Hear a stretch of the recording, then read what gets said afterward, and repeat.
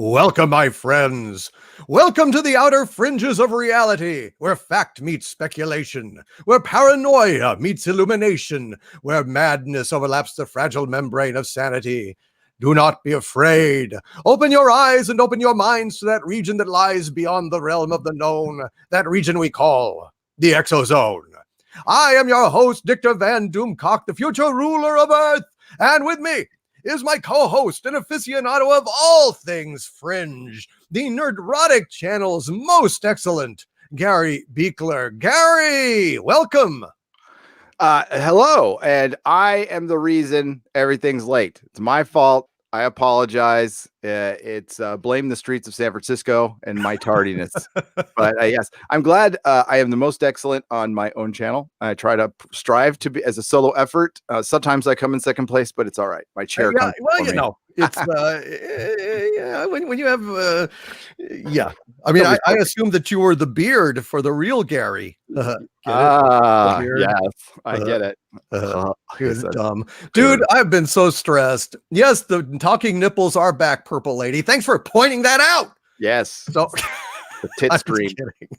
God damn it. No. Actually, look at them more like robot eyes.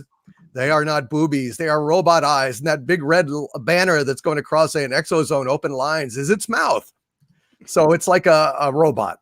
There you go. Or you can see boobies if you want. I don't know. Anyway, welcome to the ExoZone.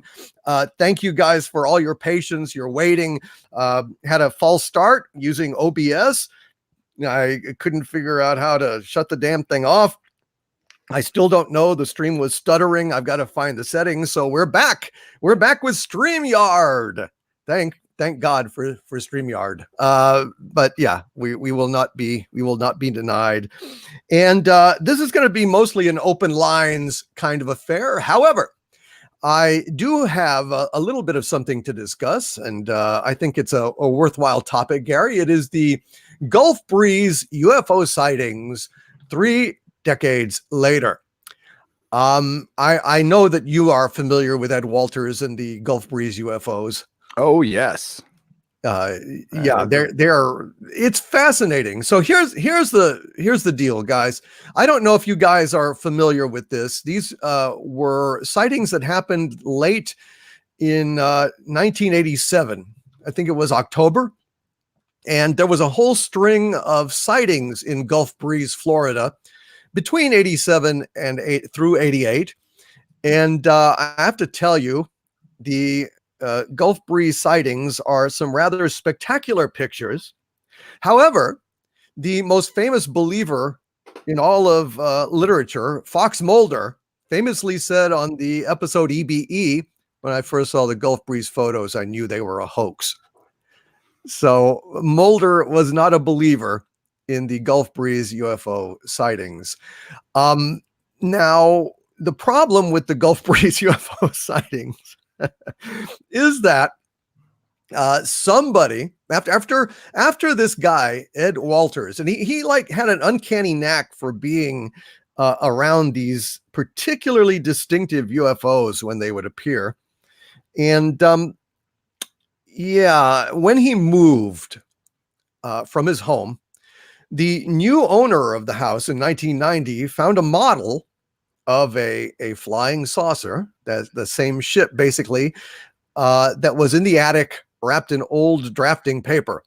The model was made out of foam pie plates, cardboard, paper, and tinted plastic gel. Now, Ed Walters claimed that the model was planted and that it was an attempt to discredit him. There are witnesses who have come forward claiming to have knowledge that the UFO stuff was staged. And some reporters and photographers later used the model to stage their own UFO photographs that seemed very close to what he took. So there was a lot of write-ups and stuff about this. And there's a lot of skepticism, obviously. There's a lot of skepticism. Now, one of the people who was not a skeptic was UFO researcher and physicist Bruce Maccabee, who wrote various papers on the Gulf Breeze sightings. And he said, quote, "I think they're real." He said, "I think the model is a hoax squared." But he believed that the photographs were genuine, not a hoax at all. And, Bruce Maccabee is a noted UFO researcher and a physicist. So he's very good at analyzing pictures and so on, Gary. And what else do you remember at all, just off the top of your head? What else Bruce Maccabee? I mean, I recognize the name, and he's a noted figure in ufology, but do you remember anything specifically that he was involved in? Nothing specific. I remember him being on Art Bell a lot. And he's also been on Larry King. And I always thought he was one of the more legit guys out there. One of the better voices, along the lines of not as credible as Richard Dolan, who I think is the most credible UFO researcher, but up there. Now I can't remember if he was a part of MUFON or not, but probably not, but he's been around forever. Well, like, I don't even know if he's still alive or not, but that's all. I don't remember anything specific though. No. Well, I tell you, we're going to look at the pictures here in a minute. If I can screen share with StreamYard, at the risk of dispelling the amazing display of robot eyes and or boobies. But Maccabee claimed that even if you dismiss his photographs, there were too many other witnesses who claimed to see UFOs in the Gulf Breeze area of that period. And he's right. I mean, there were a number of people. It seemed like it was basically a hot spot. It was a flap. Yeah. I remember hearing about it on the news when it was happening. And it was all over. And it's still kind of known as a place to go and see things in the sky. To this very day, not all the time, but it was known as one of the bigger UFO flaps for a long time, and God, constantly hearing stuff. Now a lot of it was lights. There's different UFO sightings. There's the orbs and the ships and stuff, and a lot of the Gulf Breeze stuff I remember was lights that was seen just over the water. So there's a lot of stuff involved with Gulf Breeze, and it's around. It's in that weird area that we call the South. Right. We love you. And like I can talk, I'm in San Francisco. But no, I think this is a great subject to tackle. I do. I do. It's just like, I was grasping around wildly for something to talk about in the wake of all the technical difficulties and suffering and so on. It's been a hell of a day, Gary. It's been a hell of a day. Yeah. And Cardinal Sin in the chat says Bruce Maccabee worked for the Navy as an optics and photographic expert. Well, so the guy would know something about photographs. And if he's saying that these photographs are correct, then I have to give that a little bit of credibility, especially when it's known that disinformation happens all the time around the topic of UFOs, and there's lots of plants and planted evidence and hoaxes to discredit genuine UFO sightings. I mean, what kind of idiot would Ed Walters be to leave a model? This precious model of the UFO, the very UFO, sitting in his attic when he moved. And he needs to be a better liar. All you'd have to say is, I wanted to make a model of what I saw. Right. And that's all he had to say. People will still say the same thing, but it puts doubt, if you're clever enough. Because honestly, that's what I would do. If I saw a UFO, I'd be, because I'm an artist, I would draw it every day. I would try to make a model. They made a model of Bob Lazar's sports model UFO. I remember I owned it for a little while. I forgot what company made it. The famous model company made it. I don't know what famous model. Revell? Polar Lights? God dang it. Aurora. I think it was Aurora, but correct me if I'm wrong in the chat. Bob, I know nothing about models. UFO. Probably that. I probably still have it somewhere, unless I sold it in the shop. That's beautiful. It's a hell of a beautiful ship. It is. That's why they call it the sports model. But Yes. no, Maccabee's the real deal, and he's still alive, by the way. That's good. That's Nice. good. Yeah, 77 he years is. young. And he made the point of, like, you had politicians reporting seeing objects. There were so many sightings that you have to account for unless you believe there was a massive collusion on the part of the residents of Gulf Breeze and Pensacola. And he cited the case of Danny Boone, who was living in Gulf Breeze at the time with two of her young daughters. And her account is, quote, my daughters and I saw something spinning just barely above the trees at dusk, she recalled. We were on Central Drive off Highway 98 looking west toward the sound side. They saw it first and came inside to get me. I couldn't believe what I was seeing, but I know I saw something in the sky that rotated. It wasn't a plane or a copter. So there were a lot of folks who saw this. There was a flap. It was on the news, like Gary said. And not all of them were Ed Walters. So, yeah, there you go. I'm going to go ahead and try real quick to go ahead and screen share here with this. Oh, this here StreamYard. Experimentation on StreamYard. Yeah. All right. Well, we'll see if we can actually do this. God almighty. Everything is so tough. I hate that they got rid of Hangouts. Yes. I almost did a rant video on it. I still might do it.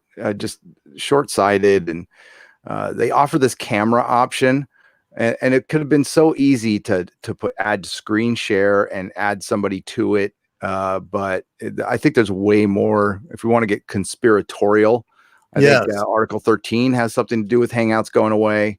I think there's a lot of stuff behind the scenes that, because YouTube's new era of transparency kind of gets lost with Hangouts. Yeah. Well, I'm trying to share it here. It appears that I'm sharing it. Yes. So there we go. It looks like it's working. Cool. It actually allowed me to pick a tab in Chrome to share. Yeah, I like that. But anyway, if you guys can see this, here is one of the very famous pictures right here. And you can see that, damn, it looks pretty big. And the fact that the light is reflecting off of the road is very interesting to me. Can you see that, Gary? I can. What do you think? And that's the one thing Bruce Maccabee brought up was the reflection. Now, I've seen both sides of the argument. I've seen people pick it apart, and I believe it was one of the million specials I've seen on History Channel where Bruce Maccabee was talking about, no, that's a legit reflection. I don't know. I'm torn on this one because the reflection looks fine, but the light on the UFO looks a little off to me. So I'm not 100% sure on this one. But yeah, I'm not either. I mean, I'm definitely, I'm raising the question, Gary, and I'm interested in your opinion. I don't know what to think, honestly. I know there was a UFO flap, and I'm sure I'm going to guess what the case was on this one, that he saw something and didn't get a picture and wanted to. That's one possibility. Wanted to just get attention, but I don't know how the guy could have monetized this, because you always people. I mean, just getting attention is one thing, but this is back in the day when you get negative attention. People laugh at you, people scoff at you, like they still kind of do now. Right. And as far as I know, he didn't go on any tours and speaking. Maybe he did. I mean, I don't know.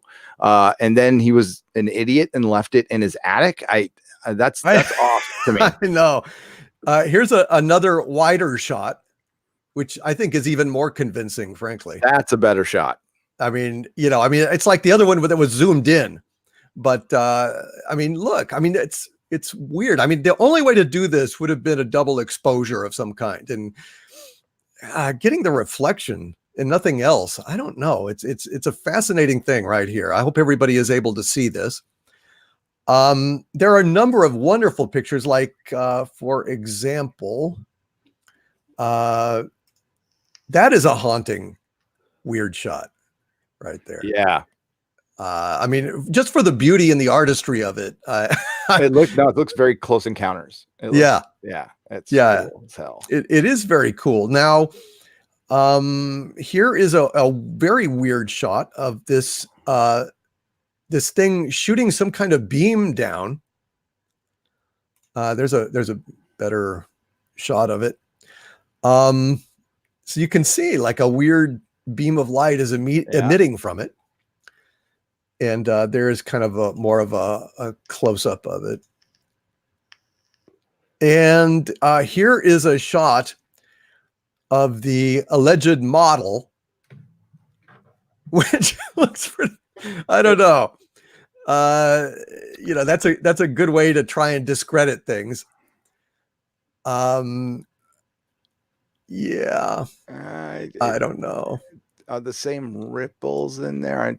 I can't. Hang on, I gotta look at a closer. Yeah, picture. I can't tell either. I mean, I'm not advocating one way or the other, but I think it's very interesting. It is. It is. Hang on. Let's get this. If I can't zoom it. Yeah, it's hard to say on this one, but the Gulf Breeze flap. Again, I remember it going for months. Yeah. People were seeing it. So, I mean, that always lends credibility. This was a time when the government was actively trying to throw a ton of disinformation into ufology for various reasons. For one, they were trying to hide the fact that they were some of the UFO people were actually seeing, you know, stealth bombers and stuff, and and they were trying to keep that away. And then they were actually seeing UFOs. And we you know, don't forget that this is a time that if say the government announced that aliens are visiting us and we can't do anything, and this was, God, when was this incident here? We're talking 87, 87. That would have freaked people out. Yeah. That would have freaked a lot of people out. I think society has moved on past that. I think it's a lot different now, but back then that would have, you know, we were still a more religious country, and not just here, everywhere else. And yeah, they wouldn't, you know, we're just out of the Cold War, or still in the kind of in the Cold War still. Yeah. And yeah, it would have just freaked a lot of people out. So I don't know. There's, God dang it. What is the name of the doctor who took out all of the alien implants? That is Dr. Mack, Bruce Mack. No. What was his name? Dr. He just passed away. Right. God. Oh I know. It sucks. Roger Lear. Roger Lear. No, not. Was it Roger Lear? Roger Lear, American pediatric surgeon and ufologist, best known as investigator in alleged alien implants. He's the yeah, he just passed away a couple years ago. Okay. He got him. If you look at some of the shots of the UFO, he got shot in Turkey. That is some pretty impressive shit. There was a UFO over Turkey for a long period of time, enough time where he was able to go out there and with a telephoto lens and shoot it. I'm trying to get this picture to you. Hang on, Roger Lear, Turkey UFO. And are you able to share screens? I might be able to. You could try that. I'm not sure. We can just compare and contrast, because this one isn't fake, folks. This was done. He got video of it, and it was on a crappy, not VHS, but mini like DAT. And you can see things in the window. It's from 2008. It's from 2008. Wow. Let's see if I can share screen. There we go. Yeah, go for it. Let us see. Let us see what we can see. By the way, I'm going to take a shot of bourbon here. I need it. It's been a hard day. It's been a hard time, kids. Drink them if you got them. Make sure I got that right. There we go. So that should be up right now. So there's the UFO he got, and look at this picture Whoa. here. Whoa. So they were able to focus in on that little middle part that looks like a Cylon Raider. It does exactly. That's what I was going to say. Yeah, By your command. So this thing had been and I'm going off of memory here, folks. It's been a while. I'm just winging this one. But it's the Cumber Gaz Turkey, and this is on video, and they've zoomed in on this. They've analyzed it. There's been documentaries. Of course, there's people who are going to think it's fake. That's fine. Roger Lear was a pretty legit guy. And whether the things he was taking out of people were implants or not, I'll leave that up to you. I'm not 100% sure, but he was pulling out little bits of metal, and they could have been just bits of metal. That's all bits of metal get into people all the time. Right. But they would move and they would do weird stuff, but this was cool as hell. So if you, I can't show you the video of this, but there was video and they were able to zoom in, and that's what they got. So I think that's cool as hell. That is amazing. Wow. Yep. And this thing had been hanging around for so long that they were able to contact him. He was able to fly out, freaking videotape it. So it had been up for a couple days, and it would just be stationary for some reason. Who knows what they're doing? But this is one of my faves. Oh yeah, I miss Roger Lear too. He did a lot of stuff with. He did some stuff with L.A. Marzulli. So I don't know if there's any L.A. Marzulli haters or fans out there. He's kind of a giant guy, and he does the Watchers series. I think he's a minister. I'm pretty sure he's a Christian minister. So he takes that the aliens, has like biblical aliens stance on it and stuff, which I don't fully buy into. I mean, I don't know. I have no idea. And who knows?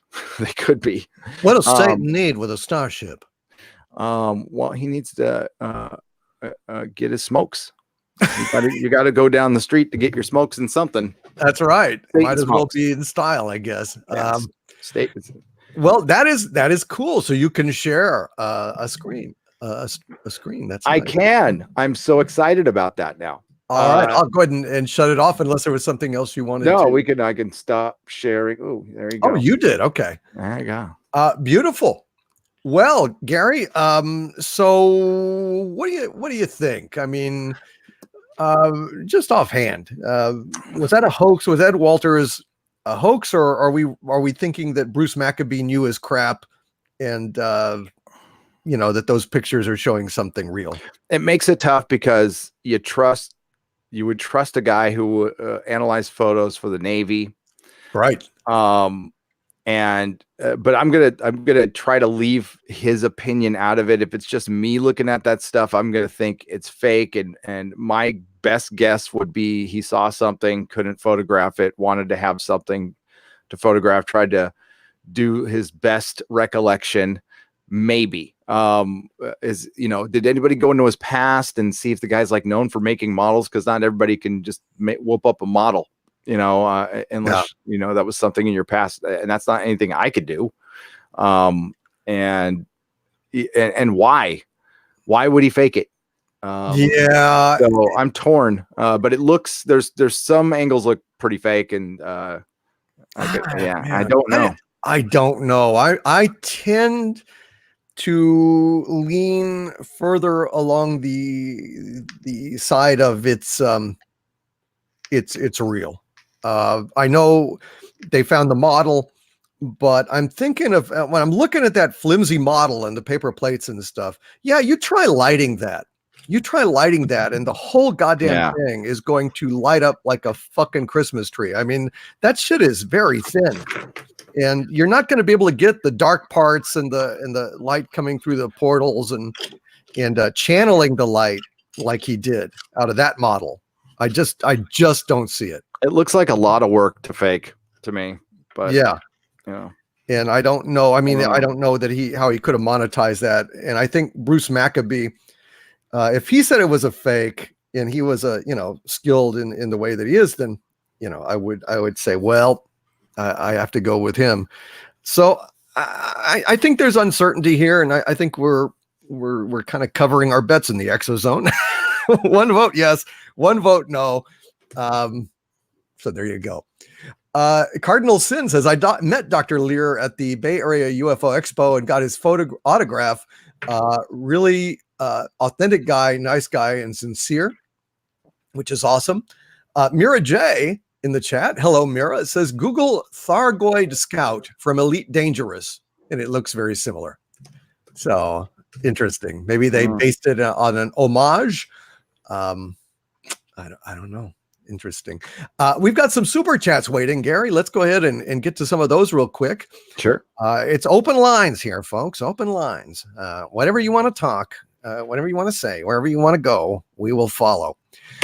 Wes Killingsworth with a $10 super chat. Thank you, Wes. Well, at least something is going right around here, technically. Wes says, Hail Doomcock. Hail Harvey. Can't stick around tonight, but I just wanted to send some money and love. More love than money. Disney Star Wars sucks. Oh, yes. Disney Star Wars does suck, Gary. There's just like a whole world of shit going on out there on these woke companies.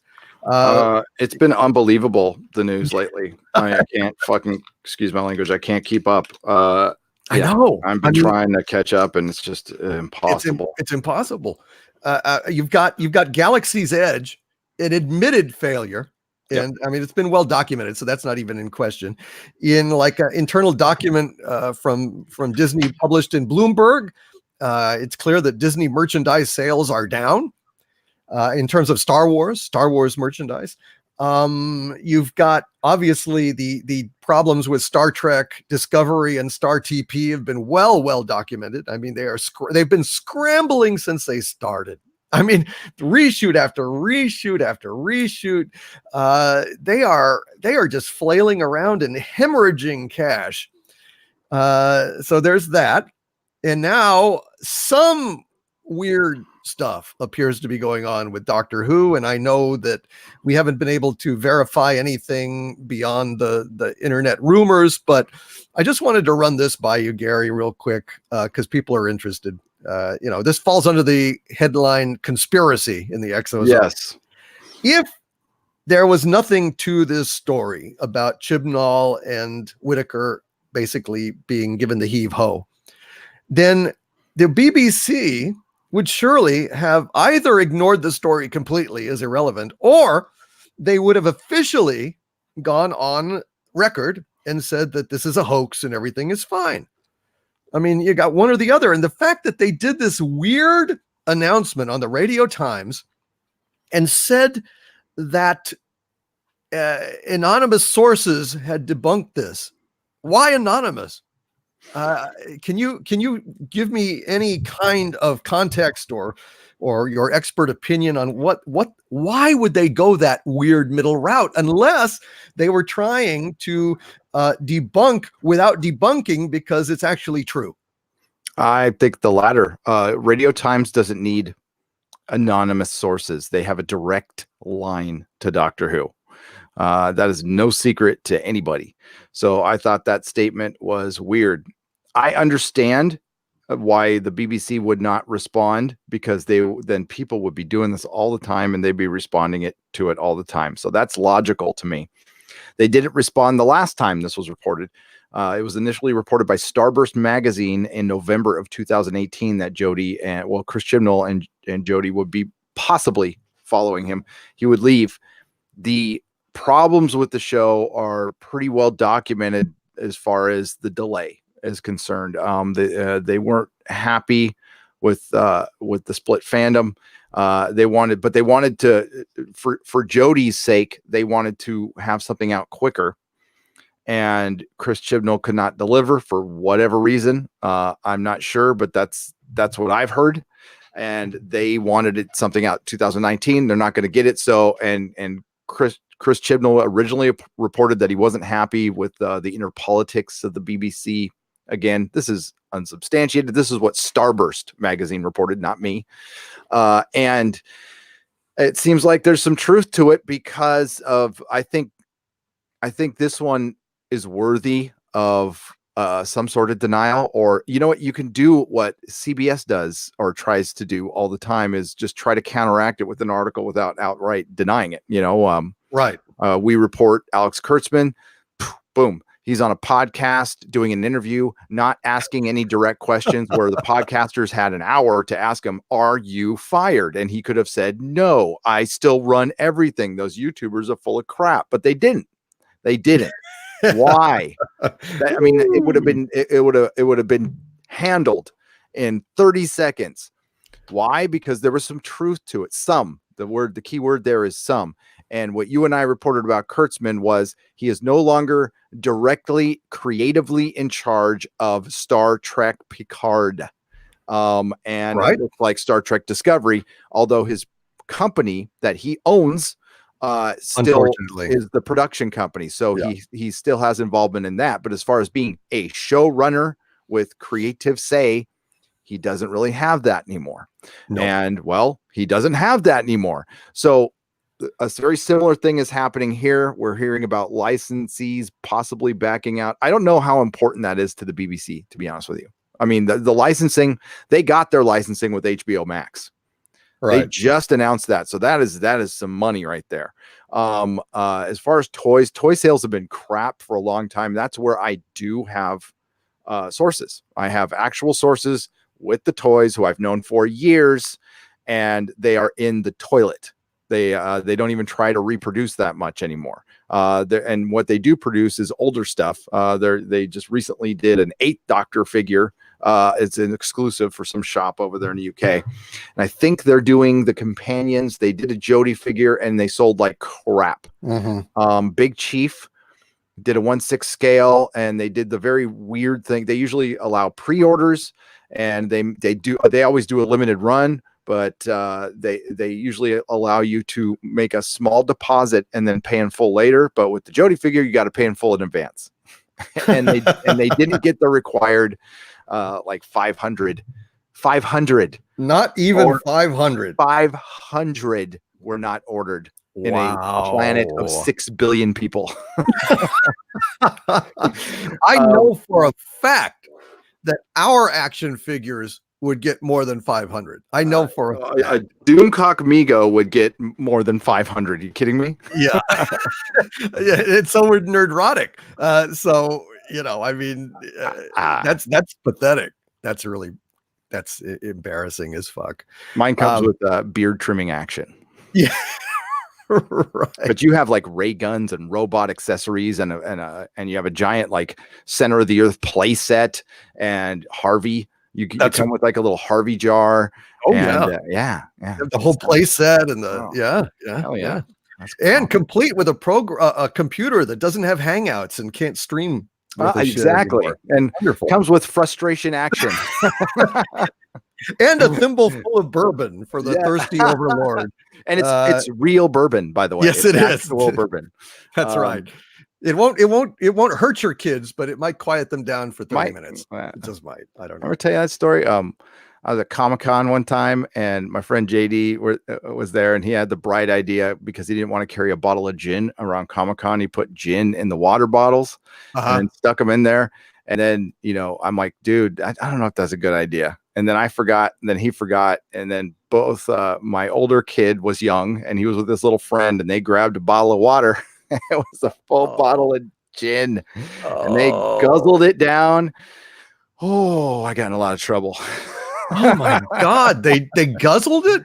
They before they even realized they guzzled it and then spit it out. And they got a little buzz on, or at least they pretended they got a little buzz on. I don't know. I can't believe that they would have just chugged down gin. That's like some hard drinking kids. Holy crap. Without even coughing, just like dude, this was in front of God and everybody on Artist Alley, and everybody's cracking up. Mrs. Nerdrotic she had murder in her eyes. It was so funny. She's like, my babies, you got my babies drunk. Oh dear God, that is funny. All right. Well, anyway, that's basically it. Disney Star Wars sucks, and now the world is realizing it. And it's very sad how little buzz there is for episode 9. Almost nothing. But we'll stay in we'll stay in the Doctor Who thing as long as we can. I held back on this one. I don't know why. I just did. No, you're smart. You're smart. don't know about that. I I was had busy. 2 people confirming, this stuff about that they were gone. So that was the main part of it. And then, like, one of my sources had this other stuff about the reasons why that are a little bit more, rumory. But I thought it was shit. I don't know. It was late at night, and I felt like this guy was sincere, and Well, I just went ahead and I went with think it. it was. I think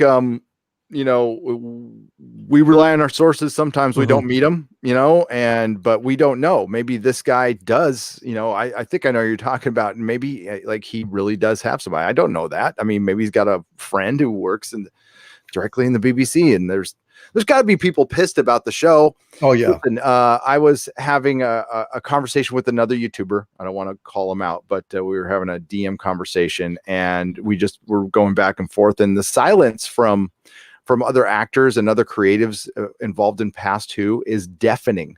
You don't hear Mhm. a lot of old doctors going, "Yay, Jody," unless directly asked.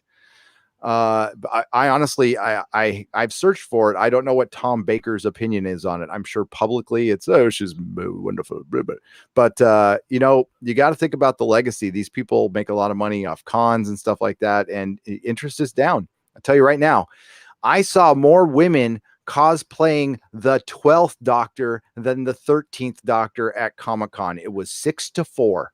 I saw 4 Oh Jodies boy. and 6 women dressed as Capaldi. And they did a pretty Wow. good job, by the way. They look pretty solid. Yeah. Well, that jive, I got to tell you, I did not put this in the video. I don't put everything in. This seemed very gossipy, so I'll just say, treat this even below rumor. Treat this as gossip. But my source, and my source was showing me screenshots of where the information came from. So I don't think it was manufactured. But anyway, the gossip was that there is no affection amongst the old guard for this new guard, for Chibnall, for Whitaker, none. Like not Gaddis, not Moffat, not Robert T, Russell T Davies, none of the doctors. There's just not much affection at all for this new iteration. No. And Svi Lebeck, who might be in here, he found a clip on the John Pertwee Blu-ray, which I finally got, by the way. I haven't watched. I'll do a review on Patreon. The special features have Stephen Moffat stating, I mean, kind of backhanding Chris Chibnall without saying it out loud, but I'm paraphrasing, but he said, Doctor Who is for everybody. Doctor Who is both works for a military organization and is a pacifist. You have to make Doctor Who for everybody, progressive left and Brexiters. He can be both things. That's what makes him a complicated character, and that's why I love him as a centrist. That's why I adore Doctor Who, and that's why it's always connected with me, because he is both things. He's not perfect. He's a guy. He's like Stephen Moffat said, he's a pacifist who tries to look for trouble. I mean, that's what he does, and he's both empathetic and gets people killed. Yeah. His companions killed all the time because he's lonely. He's selfish. He's a selfish, lonely, but very charming God. That's what he is. Yeah, absolutely, dude. You're spot on. Yeah, and Moffat, I got so much more respect for him when I saw this, and it kind of gave me closure on what the hell happened to that dude. He bent the knee. He had to bend the knee, because listen to him talk. There is no way in hell he even believes some of the stuff he wrote in the later Capaldi era, because when you hear him talk in this interview, you even see the interviewer kind of like, you see his butt pucker. He's like, when Moffat says some pretty un-PC stuff that's hilarious, right next to his friend Mark Gatiss, by the way, who is his friend. If you guys, Svi Lebetkin did a video on this. He's probably in the chat. He's the alien rabbi guy. Go check out the video. There you go. Absolutely. And I got to say, that's why Tom Baker is my favorite doctor of all time, because he really encapsulated what you were saying, Gary. He really has that kind of genial, childlike sense of wonder, coupled with a kind of jaded nonchalance about the fate of others. Yep. I mean, he says just as like to step over your dead body and say jelly baby to somebody, offer it to someone. And that just kind of mix of capricious, like child god, mysterious, beyond judgment, beyond human judgment, persona was exemplified by Tom Baker, in my opinion. Yeah, I mean, Tom Baker is the UK William Shatner. That's what he is to me. He is the perfect doctor. He's able to both like scare the crap out of you, be godlike, but be approachable. Yeah. But not. He's always detached. He's got this, and I think this is Tom Baker. I think he's always just got this detachment. Like he's always thinking of something else, even while he's talking to you. He's always like, I'll give you 30% of my attention, but 70% is on this other problem that I'm concerned with right now. But it's enough. That's what's brilliant about that guy. I will never forget. In the 50th anniversary, we were doing a watch party at my store. And when he showed up, sorry, spoilers, in the 50th anniversary, like it was like a sports ball event. We had to pause it. People were screaming, running out the store, going berserk. It was like the Beatles showed up. It was so freaking cool.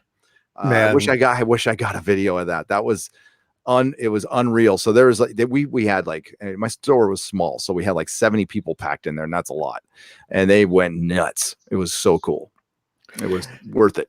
Absolutely. It's weird. It's like Tom Baker is a mixture of Blofeld, Woody Allen, and Harpo Marx. Mm-hmm. I think that's basically it. It's just like he's kind of goofy and funny and childlike. And Harpo Marx, he looks like Harpo Marx, but then he's got this little bit of Blofeld about him that you don't trust that he won't leave you stuck in another dimension or a mirror or something somewhere down the road. I mean, he's not mean, but shit. No, doctor's got stuff to do. He does, and you can't really judge him. Clara. Clara. All right, let's move on. Dilbertson is in the house. Dilbertson with two super chats in a row. Thank you, Dilbertson. And my God, my friend, I am sorry. I've you know what I'm talking about, Dilbertson. But the project proceeds. But goddamn, I've been so busy. Anyway, Dilbertson with a 10-pound super chat says, "Hail Doomcock. Praise Gary, salute the mods, greetings to the chat, and curses to YouTube's meddling with Hangouts. But as always, rejoice, it's the ExoZone. Fingers crossed for talking ghost nipples. And so it shall be, Dilbertson. Ting! You have talking ghost nipples. Just for you, Dilbertson.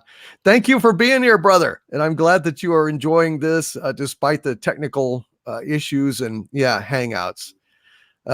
We need a really good replacement for it.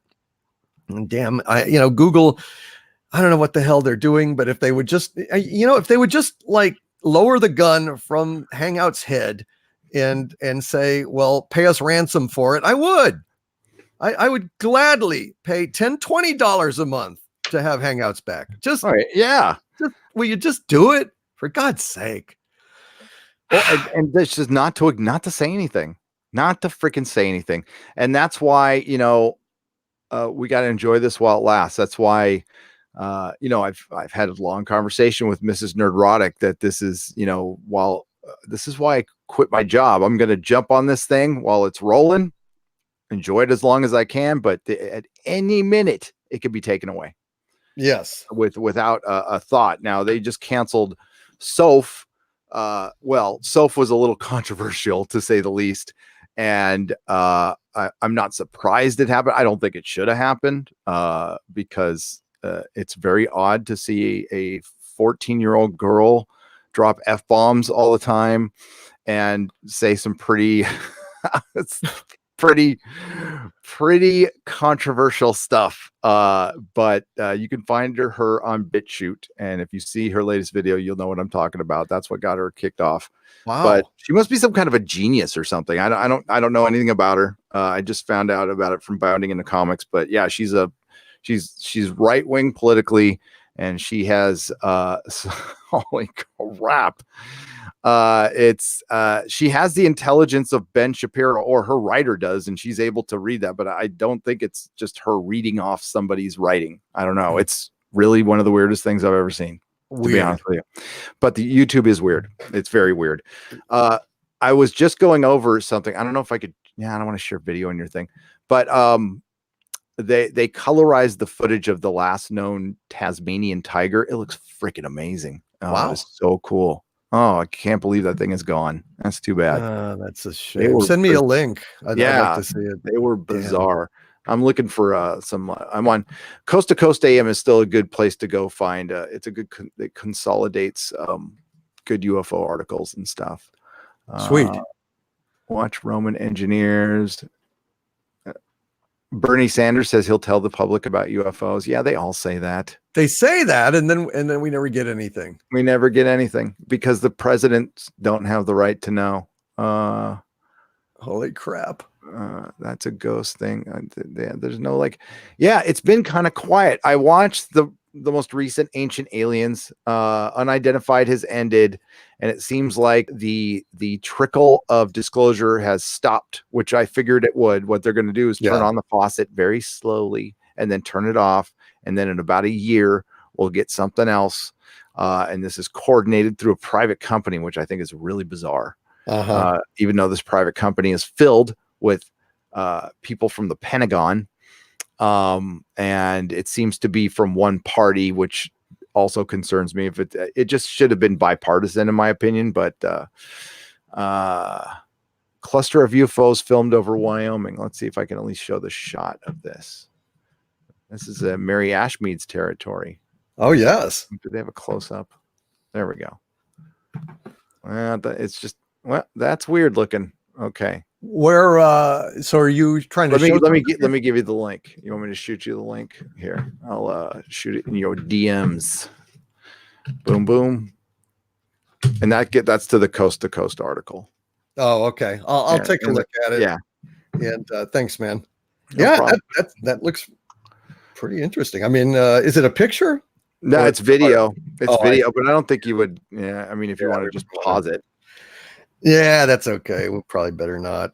Don't want to get any more trouble than we are. I'm having to do this one on my main channel because Harvey's channel was misbehaving. More weird technical shit, dude. There's something going on right now. There's is there? Because like hitting the go live thing totally didn't work. Just totally didn't work on either of our things, and I just said screw this and went with this.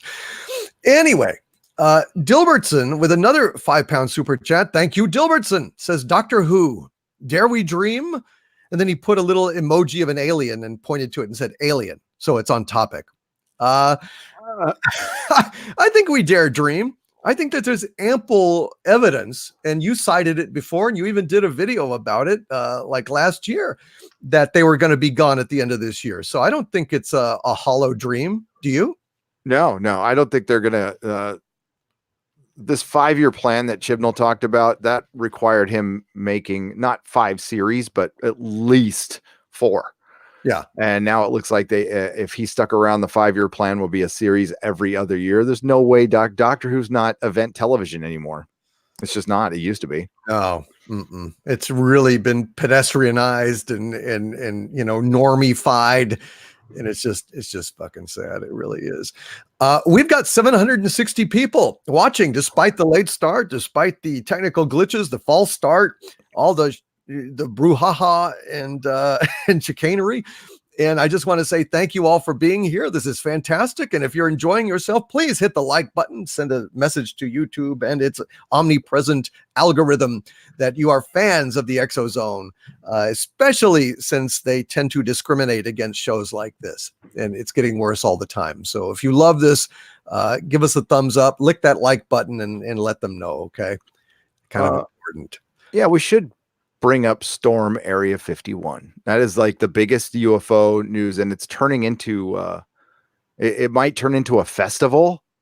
Like they're talking about, and Jeremy Corbell's doing a documentary on it, and like I might have to go. I mean, it's not that far away. I might actually have to go. I don't want you scooped up by aliens picking up the right for picking neophytes. You really think you're gonna go? Yeah, maybe.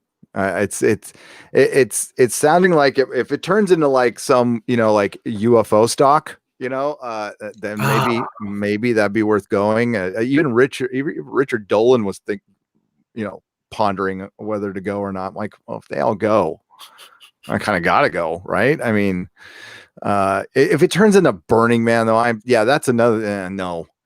If it's UFO people, shit. If it turned into Burning Man with a whole bunch of like naked women running around saying, "Take me to your leader," I'm there. It could turn. I mean, Burning Man has turned so corporate. I mean, I've never been, and I'll never go, but it could turn into an alternative. Now, the thing is, though, that we're talking the middle of the desert in September. Oh, it's going to be 120 degrees. It was 110 when I was there in Vegas. That was a cool day. Yeah. And there will be no water. And this town that they're going to be near, there's some town that has 3,000 people. All the hotels are booked up already. And so you're going to have to sleep in your car. It's probably not going to be very practical. We'll go and have a tent that's painted like a UFO, and it'll be like a sweat lodge. And we'll have, pass around the peace pipe, so to speak, and try to see visions. I don't know. You could be the safe guide. You can be the straight guy that doesn't imbibe. Yeah. I've been in a sweat lodge before, like way back in the day. I got invited into one, and you see shit. Ooh. Well, you wouldn't see shit very long having a sweat lodge in the desert. No, you'd be seeing it would get all white, and then you wouldn't see anything else after that. Old friends long gone by. But I love it. I'd love it if they started singing too. Like if Country Joe and the Fish got up there and 1, 2, 3, what are we fighting for?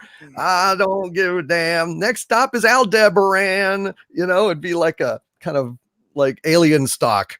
Be pretty alien funny. stock. Yeah. Well, fish could go. Yeah. Fish would be there for sure. Anyway, but we digress. Yes. Paul Wilkinson is here with a £9.99 super chat. Thank you, Paul. He says, "Hail Doomcock and Gary and all in the chat. Early start for me in the morning, so we'll catch up with ExoZone tomorrow. Want to show my support, and also maybe now Doctor Who has a chance. Maybe. No. Maybe. I'm sorry to dash all hopes. Not a chance in hell. What they will do is they will replace Chris Chibnall, and this would be. I don't care. Honestly, if it's a female showrunner, because it will be, but it won't be just a female showrunner. It'll be a woke as hell BBC female showrunner, and they'll go above and beyond.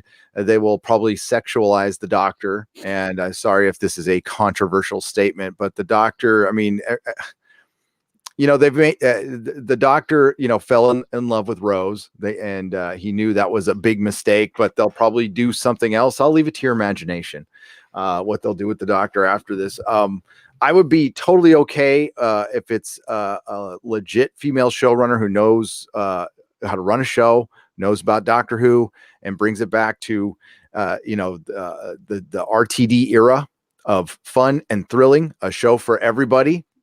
That would be great. And if they brought in like a doctor who was, I'm going to say POC. I hate saying person of color. Really, that's great. That's what I expected before they did the Jodie thing.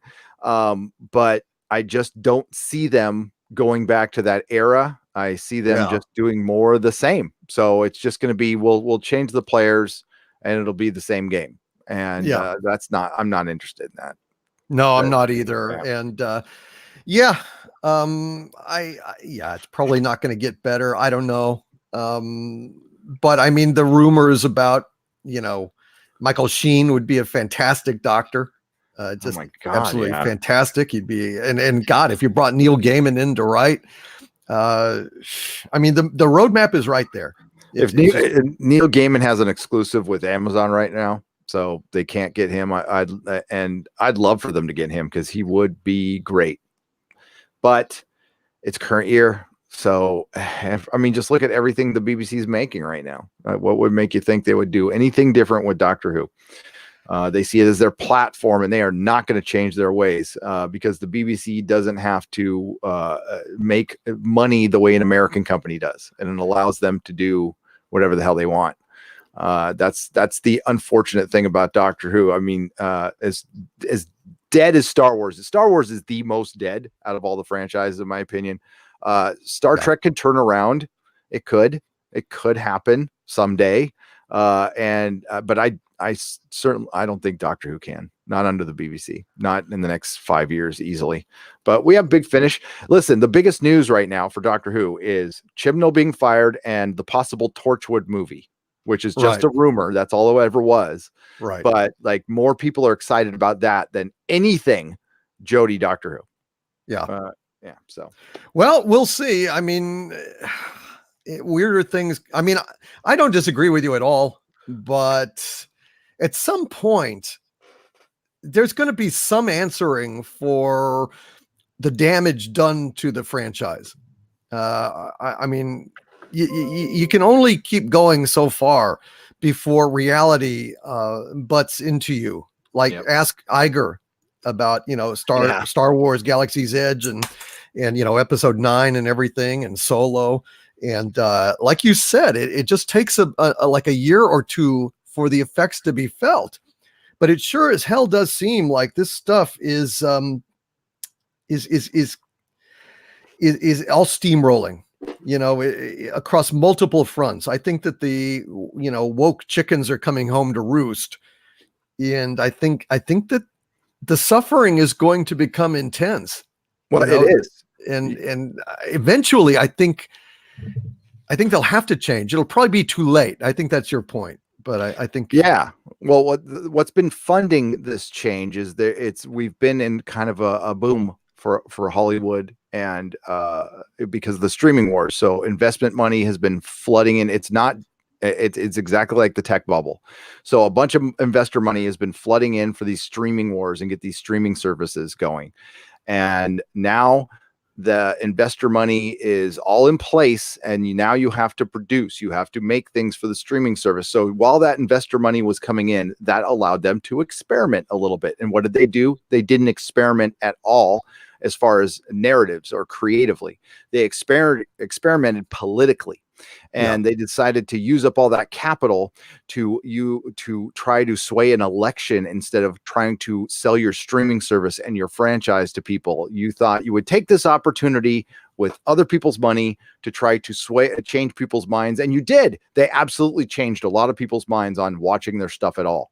And now that money is not going to come in as much, and you're already seeing Netflix losing subscribers, Disney talking about, Fox we're going to actually lose money on Fox for a couple of years. And for Bob Iger to say that out loud in a statement, it's got to be way worse than it really is. Yes, because that's the best possible spin. Absolutely. And I can't disagree with anything you're saying. In the chat, they're upbraiding me for will you not start answering super chats, or is this a strategy? So I better get on the super strategy. So here we go. Sorry about that, guys. Bird of Prey 5 with a $5 super chat. Thank you. And Kapla, my friend. He says, Kapla all. Love the show.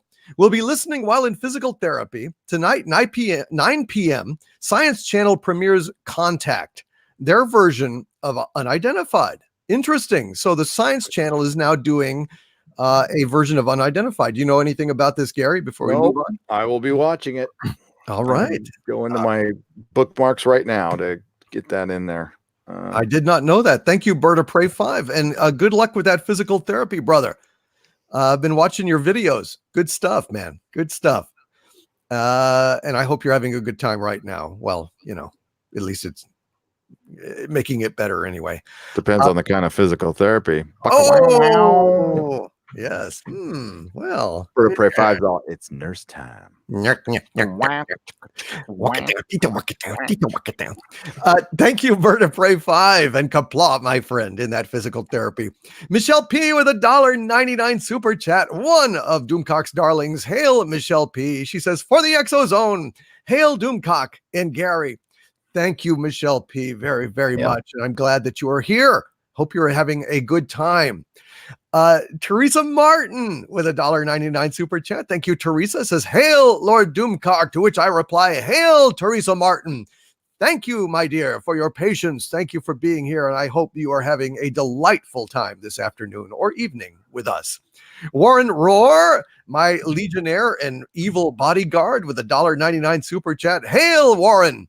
He says, do you believe that Bigfoot and werewolves exist? For me, I do not believe that werewolves exist, at least not as they are portrayed. I do not. I've heard things about weird, skinwalkers and things like that. That I don't know. I mean, maybe you could consider them werewolves. I don't know. I don't think werewolves exist. I do think that Bigfoot exists in some form. Gary, what do you think? Yeah, I don't believe in werewolves or people able to actually shapeshift. But yes, I believe that Bigfoot exists in some form somewhere. I agree. I think there's too much evidence for that, but I've never seen any real evidence for lycanthropes or shapeshifters. Although skinwalkers, I think that falls under the skinwalker thing. Yeah. Well, the dogs in the trench coats smoking cigarettes. Yeah. Were hounds, the only thing I know is there's a lot of stuff we don't know. We don't understand about this world, this planet, our reality, consciousness. And I am a firm believer in a advanced ancient civilization that predated ours by possibly hundreds of thousands of years. And they might have been more in tune with that. And we see little remnants around the world of this civilization. There's no way to date it because it's stone. But and I'm not, when I say advanced, I don't mean like advanced like ours. I mean like maybe like the Romans advanced, or possibly even 1800s advanced, but not 21st century advanced with technology, because they evolved differently. And I think there's more and more evidence of that. So I think they were more in tune with stuff that could be construed as a skinwalker and a lot of other stuff that would be considered magic, quote unquote, that might be just a form of science that we don't understand or haven't tried, because we were set on a different path after the cataclysm of 12,000 years ago that damn near decimated the planet and decimated the United States, the Western United States, and had to reset humanity. I know I went deep in the rabbit hole on that one, but that has a lot to do with like mysticism, shamanism and stuff. I think that's all ancient knowledge that has been carried over. I mean, just look at some of the civilizations that are tribes, for lack of a better word, groups of people that are in the Amazon, and how they're able to concoct these things that it would take them hundreds of thousands of years to test every single plant against each other to make this, to make ayahuasca. What's it called? Ayahuasca. Yeah. The ingredients are in like one counteracts a stomach enzyme, and it's like, how in the F would they know that? How and if you tested it, you would die. I mean, so what did they do? Just get a bunch of people going, okay, try that. Oh, he's dead. Doesn't work. Okay, get the next guy. I mean, maybe that's how they did it. I don't know. But it's trippy. It's trippy. There's a soil down there. That doesn't go bad. You can just grow stuff in it forever. That is, yeah, I've heard they that. concocted. Yeah. So I've heard and that's absolutely yeah. amazing. You've fired the imagination of people in chat. Monster Huntress Rune says advanced society that predates us are the Pillar Men, a race of Aztec vampire male strippers. Yes. That's yeah. Actually, I'm a reincarnated Pillar Man. Are you really? We were the Pillar Men from down under. We had a show in the ancient civilization Las Vegas. Atlantis was basically Las Vegas, and I did a show in my previous life. Twice a day, 6 p.m. And 12 p.m. So you have the very distinctive birthmark of the Pillar Men, which is basically a big G string. That is on your skin. It looks like a tattoo, but it's a birthmark. Yeah, it's a birthmark. It's the damnedest thing. But you can still, the weird spooky part about it is that you can still put dollar bills in it, even though it's just a tattoo. It's weird. Yes. They stick. And we had like Flintstones money back then. So Yabba dabba woo. Yeah. Dr. Meatball says Gary Busey as Boris Johnson as the 13th Doctor. Yes. I think he's on something. Boris Johnson is the 14th Doctor. With played by Gary Busey, which would be just perfect. It's just something. Get that man a comb. Yeah, that's Jesus Christ. Although I saw a thing that speculated he's faking about all that stuff. He's actually extremely canny and projects this bumbling, endearing persona. In order to get his will done. No, that is the art of grifting. That is the number one art of grifting. Convince everybody in the room that you're the dumbest person in it. Yep. And they'll trust you and lower their defenses and you know, because they don't respect you, they'll tell you anything because you're not a threat. Yep.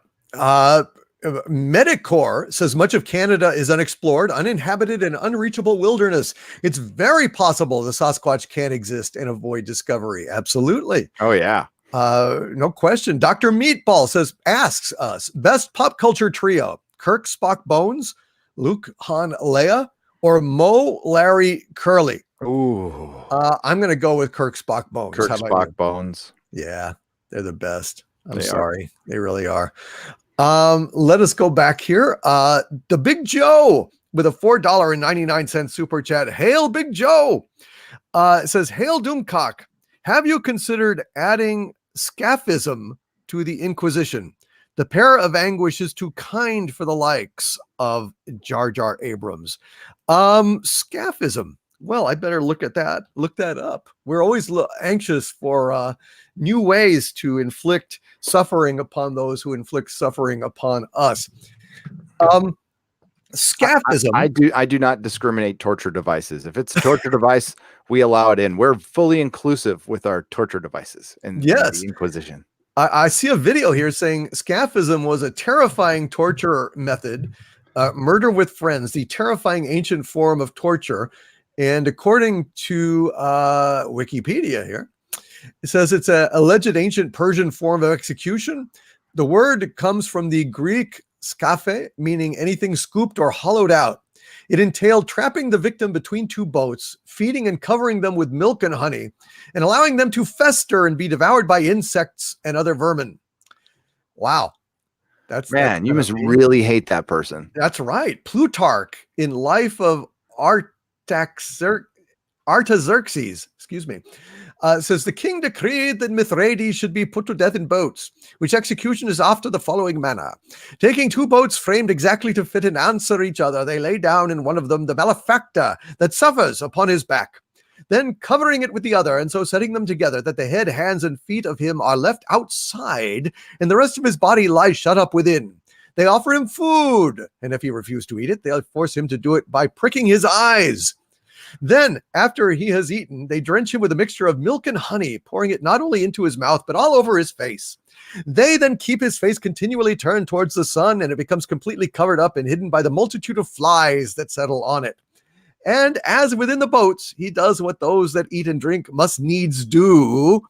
Creeping things and vermin spring out of the corruption and rottenness of the excrement, and these entering into the bowels of him, his body is consumed.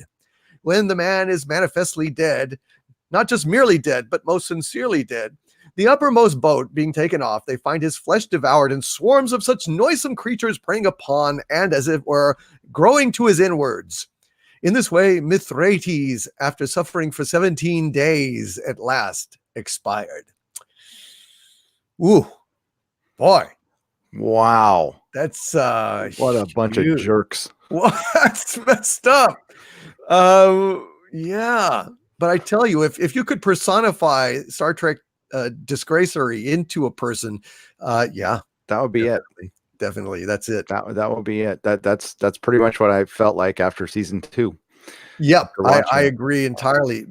The Big Joe.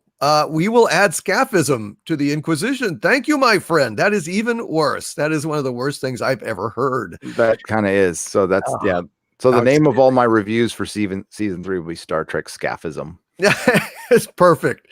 Yeah. Here we come with a good ExoZone question. Shinsen Kitsune with a $5 super chat. Thank you, Shinsen. Asks, Hail Doomcock and Gary, have you heard of the Denbigh Lights UFO? Filmed in 2012, it hovered silently in wind and rain while spinning and flashing. Well, yes, I have. It was basically in 2012. It was in Denbigh. I don't know how to pronounce it. Denbigh is in North Wales. Now, the thing of it is that a couple of brothers, Nathan and Alex Thomas, they saw lights rotating in a circular fashion outside their window. Now, Nathan was 14 at the time. He was watching TV, heard a loud bang as a trash can was knocked over. There was a storm brewing. He just decided to go and look and see what was going on. And he saw these bright lights in the sky flashing over a farmer's field. And so they were spinning in a circular formation. And it's caught on video. I would show you, but it's caught on video. So basically, he watched it. He woke up his brother, Alex. They watched it, described the lights as amazing. There was no noise from the lights. And so these kids decided logically that it would not be anything like fireworks. Nathan grabbed a Toshiba Camillo S30 camera that he'd just gotten for Christmas, filmed the lights out his bedroom window. And, his parents woke up and, his mother, Linda, and cousin Kira, they woke them up. They also witnessed the lights. And a former Royal Air Force worker, Jason Gleaves, studied this video, using the latest computer technology. And this was what he said, quote, during the video footage, Nathan remarkably kept a steady focus on the objects in the distance for most of the duration, also focusing and zooming in and out on occasions, capturing local housing, street lamps, and foliage, which is ideal for perspective in relation to the witness's sighting location and the unknown light sources in the distance. Upon my analysis of this fascinating footage in more detail, I confirmed what the witnesses had seen and described, also confirming the lights to be rotating in a circular, uniformed formation, giving the impression of being fixed to a much larger circular base structure. Also, frames were obtained revealing an unusual, unknown-shaped object, multicolored in appearance, exhibiting a full visual spectrum range. Near the end of the footage, the lights appeared to change angle to a 45 degrees angle, but continuing to rotate as they did in the horizontal position before blinking out of sight for good. So, what do you think of that, Gary? That's crazy. Do we have pictures of this? Well, I think that the thing about it is that the actual footage is what is so. Let me see if I can go ahead and share the screen here and show you what we've got without actually showing the video. You just pause it. Well, yeah. Let me see. Let me see if I can. Let me see if I can pull that up here. All right, let's see. Some UFO hunters are what does this say? A UFO investigator says he has no doubt a secret alien base lies beneath the North Wales coast. Wow. There you go. Oh yeah, it's really impressive. Oh wow, that's weird. It's not impressive in a still is the problem, Gary. But let You me gotta let me watch it. see. Okay, here we go. Well, I'm trying to pause it now. It won't let me. Okay, let me find a frame here, and then I'll share the. Yeah, that's pretty good. The problem is what's impressive about it is the motion. But let me. Yeah, now I can go ahead and share this. Well, no, I can't now. Hold on. All right, hold on.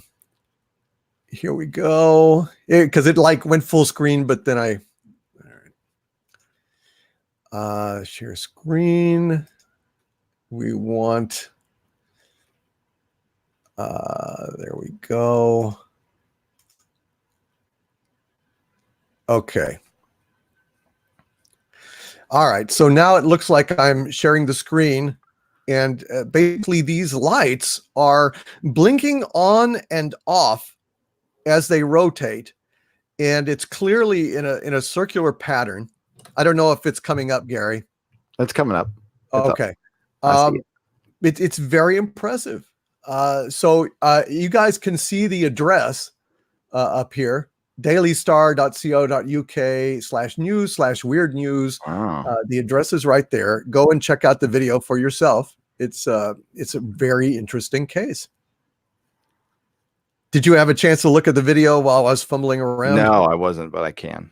Well, you don't have to, but you might want to look at it. It's quite impressive. And the fact that the kid was smart enough to like periodically pan around and look at other things meant that they were able to go ahead and have a sense of perspective and it would make it very difficult to fake.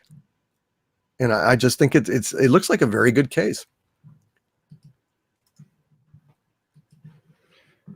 Yeah. Oh, wow. Yeah. Interesting, huh? Yeah. Very interesting. Very interesting. So, yeah, man, that's pretty weird.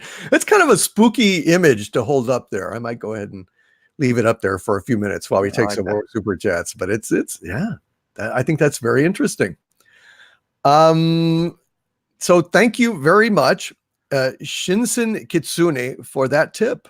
Hovered silently in wind and rain while spinning and flashing. Very strange. The Talons of Wayne Chang with a 5-pound super chat. Hail, oh Taloned one. He says, let it be true. Please let it be true. The Chibnall's gone and Jody too. Sorry, guys. I know it's woo-woo today, but I really want this to be true. Well, there is a good chance that it is Talons of Wayne Chang. The fact that we're not able to directly confirm it speaks to that.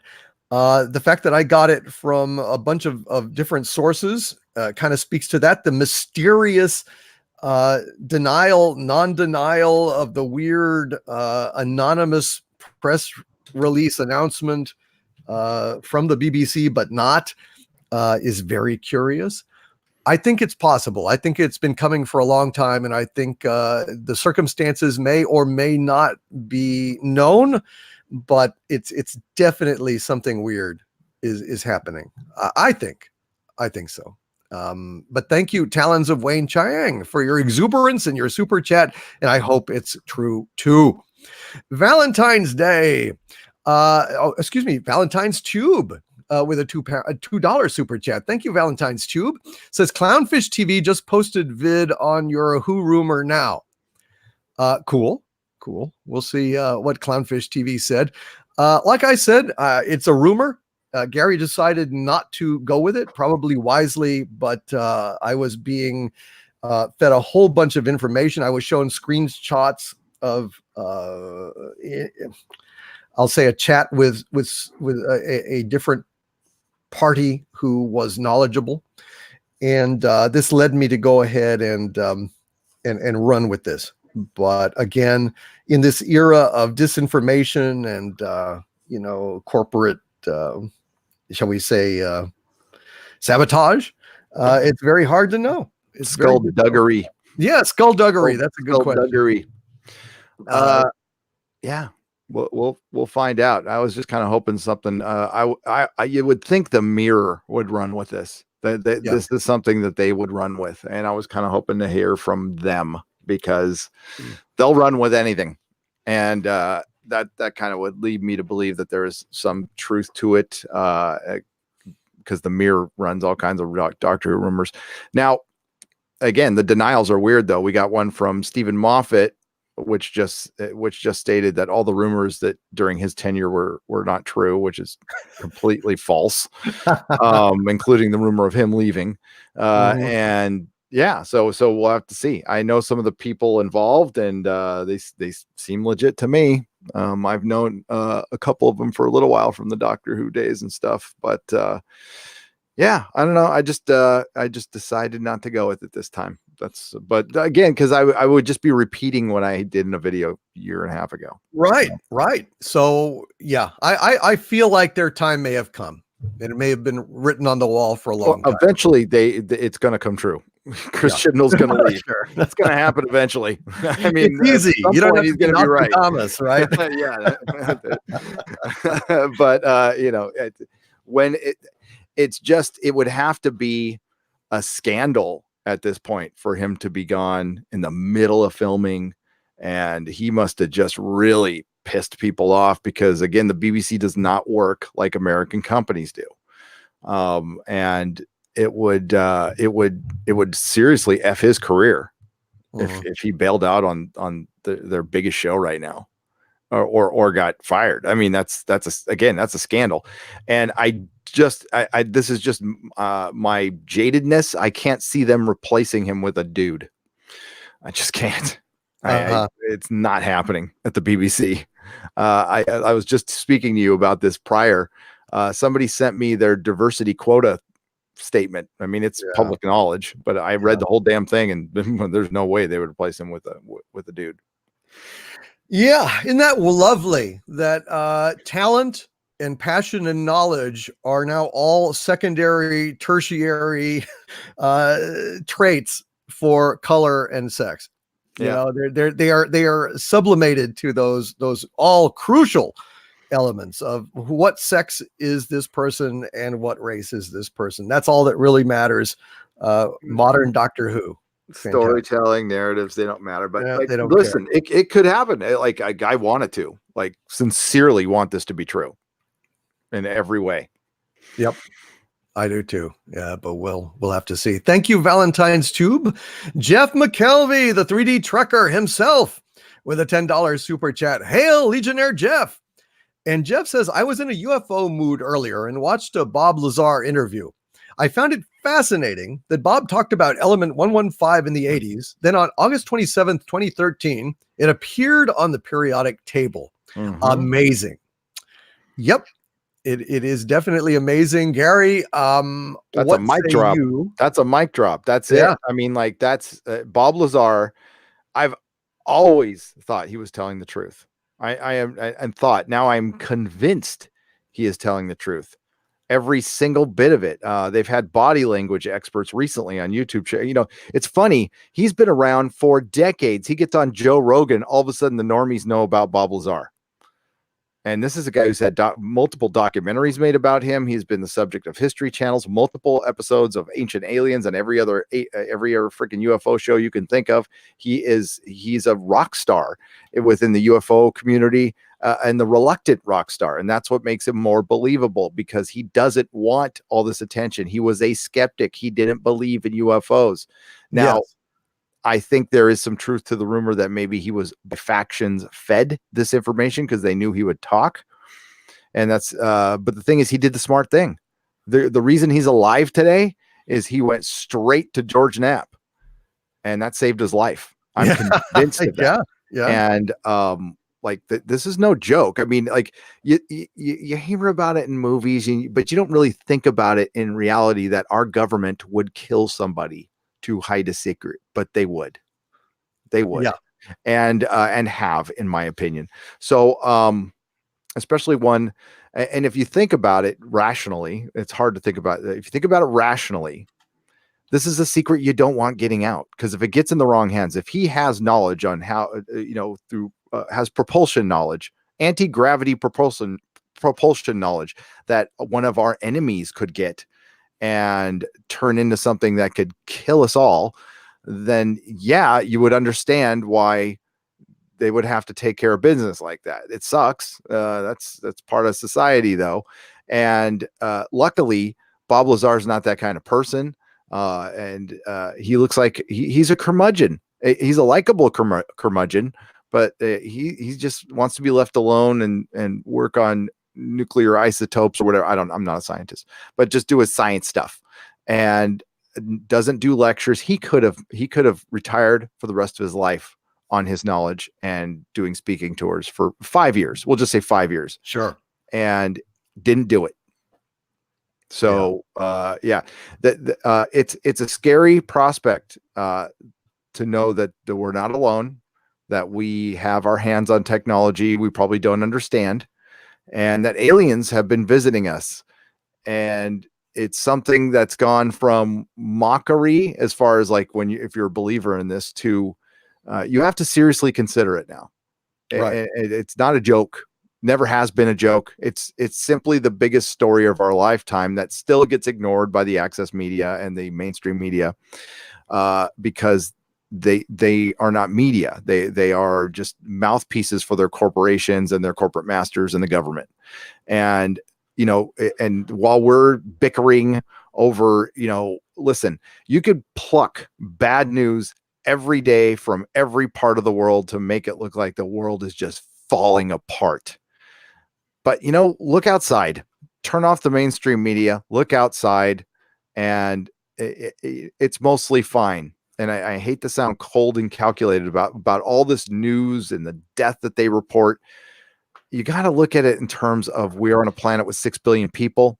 We're in a somewhat free society that people can take advantage of a lot of things. And considering, and I said this on my last live stream, we are a country, if you don't live in the United States, we have 4-way stops in the middle of nowhere. And we are a country where more than 90% of the people would stop at that 4-way stop without a cop in sight. Yep. Where they don't have to stop, but they stop. That's how civilized of a society we are. Are we perfect? No, but we're getting better. It's progress, not perfection. And so while the media plays their fear porn all the time, they are distracting us from the biggest goddamn story in the world. There's 2 of them out there that they just don't talk about. And luckily we have brave, people who had the resources and also pretty much because of obsessive nature, sacrificed their lives to, like Graham Hancock and Bob Lazars of the world. We need these people. These are really important people that are bringing us the truth, and they're curious, and they're showing us the wonder of the world. And it's not just what it seems.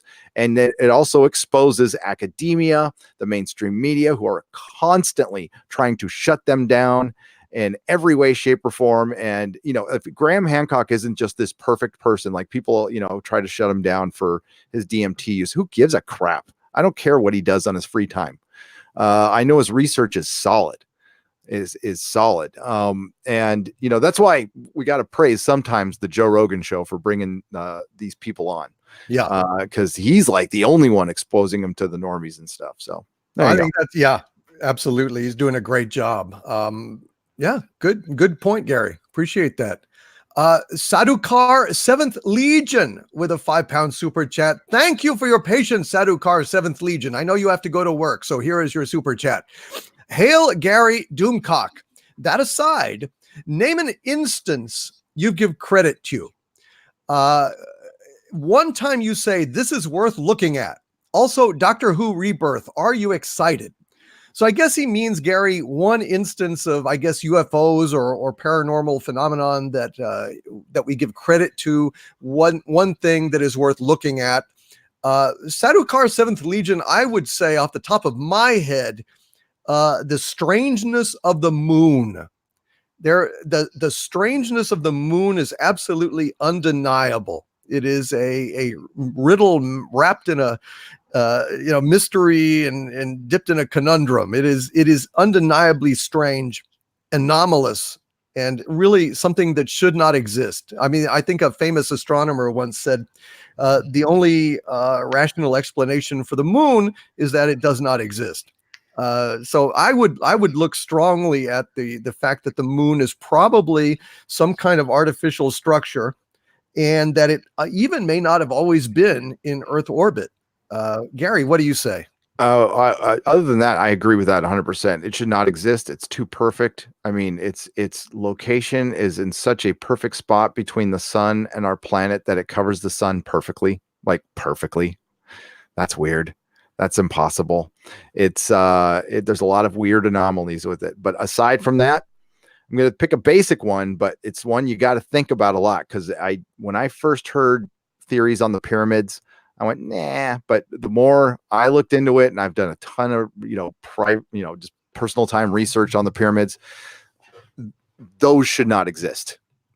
Really? Those things are, the more I learn about them, the more bizarre they are, and an anomaly, and they're old. They're really, really old. They're a lot older than they say are. They could not have been built by slaves. It's impossible. It would have taken them hundreds of years. And their measurements are damn near perfect. They're lining up to the stars. No hieroglyphics in them whatsoever.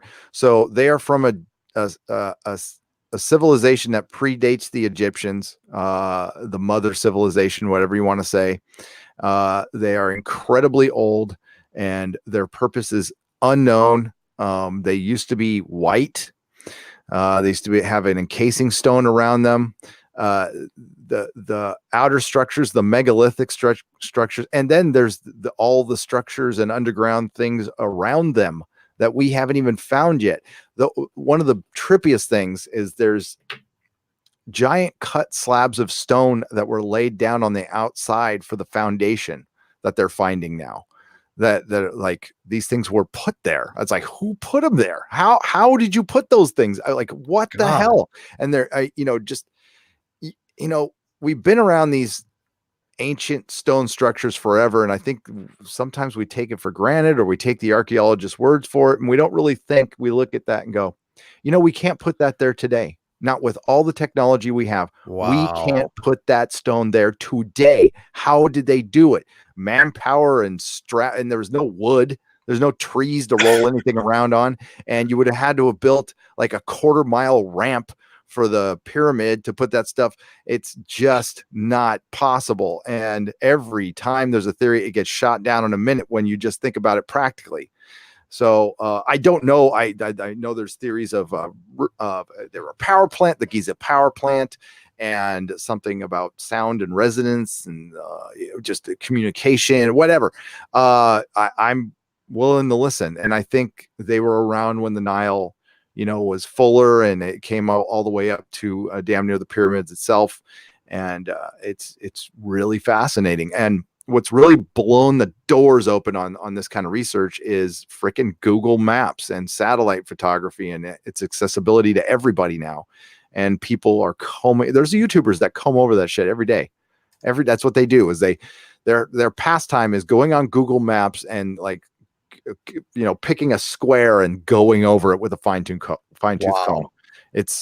And that's the beauty of the internet, actually. But it's weird. It's bizarre. And the things we've discovered, the Eye of the Sahara has been known since the 60s, I guess.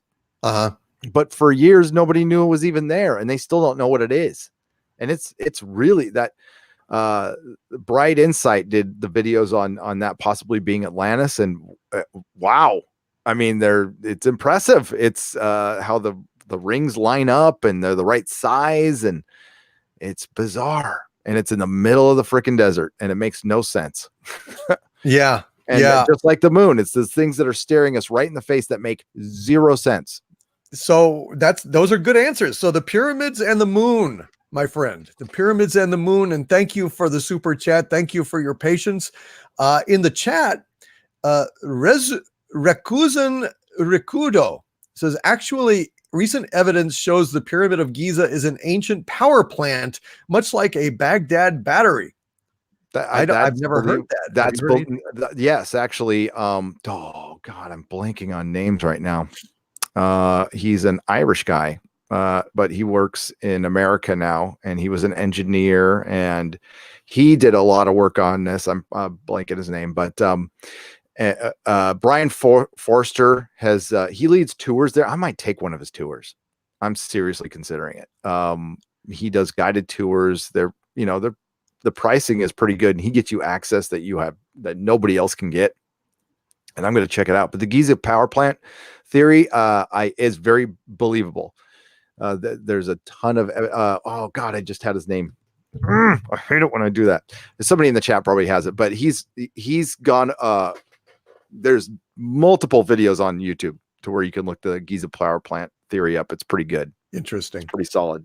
All right. Thank you guys very much in the chat, man. These guys are fantastic. Now they're pointing out that the environment was way different when they built the pyramids, and that the deserts were forests and stuff. So they could have gotten the wood there, they're saying. Well, then you got to ask your question. You got to answer. Okay. I understand that. How did the Sahara become a desert in just 5,000 years? That seems pretty impossible to me. Yeah. Desertification just doesn't happen overnight unless there was a cataclysm and there's like a big tidal wave or something. Because I have heard theories that the sand. Where does the sand from the Sahara come from? Well, the ocean. Now, these are theories, please, but right. But we've talked about that before. You've talked about it, that like a giant impact or a upheaval of the earth could have created a huge tidal wave that salted the vast chunk of the ground there and turned it into desert. Yep. But even if you have wood, then you have to build that quarter-mile ramp. Yeah. Quarter-mile.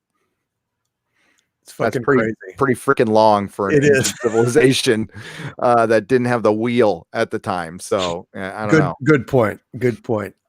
Thank you very much for that super chat, Sadukar, 7th Legion, and have a good day at work, my friend. Cardinal Sin with 3 $2 super chats in a row. Thank you, Cardinal Sin. Cardinal Sin, the first super chat, says it's a double exposure for real. No light beneath. He's talking about the Gulf Breeze UFO stuff. Now, on some there was reflected light, but yeah, it does sometimes look like a double exposure. That's true. Yep. He says also that would reflect off the road to the saucer. Well, it kind of is. I mean, it is bouncing on the angled part of the saucer below, but then Christopher on the side, Dunn. Sorry, huh? Christopher Dunn. The Giza Power Plant Technologies of Ancient Egypt. That's his book. Christopher Dunn. Christopher Dunn. Good job. Thank you, my friend. Reflecting off the road to the saucer, says Cardinal Sin. I think it kind of does. I mean, in that shot, on the one where it's hovering over the road, Gary. Yeah. I mean, I think it bounces up. But I can see it being a double exposure. I mean, I could as well. Although, how the hell they got the reflection then, I don't know. The double exposures aren't like easy. No. I had a friend who did them all the time. Well, dude, actually, now here's a thing that I thought that those pictures were Polaroids. I mean, am I mistaken? That's a question for the chat. It was my impression at the time that he was shooting with a Polaroid, which basically screws the whole double exposure idea. But maybe somebody can check on that or whatever, kind of look that up while I do the rest of these super chats. But I mean, I could be completely wrong on that. I mean, it was all obviously taken by Ed Walters Polaroid photos. So Makes that a Shit. little Well, that's a key part that I neglected to mention. Yep. Well, that changes just That about changes everything. everything, doesn't it? Yep. I mean, how the hell would you go ahead and do a double exposure with a Polaroid? So, yeah. I think Cardinal Sin that you're making some very valid points, some very intelligent points, but now with that added data point, perhaps you have something to think about there. I certainly do. And finally, Cardinal Sin is saying, can we get some M's in the chat for Mary Ashmead? Mary Ashmead does a great job here, folks, and she stepped in short notice because, as always, we got our wires crossed in the chaos, but she is our den mom. She is the wench supreme. And if you want to go ahead and give her a little bit of applause, a little bit of love, a couple of M's in the chat, by all means, please do so. She appreciates it very, very much. Michael Maloney with a couple of super chats, a $5 and a $2 super chat. Thank you, Michael Maloney. He says there were several books about the Gulf Breeze flap. Oh yeah. And yes, dude. I mean, that changes everything.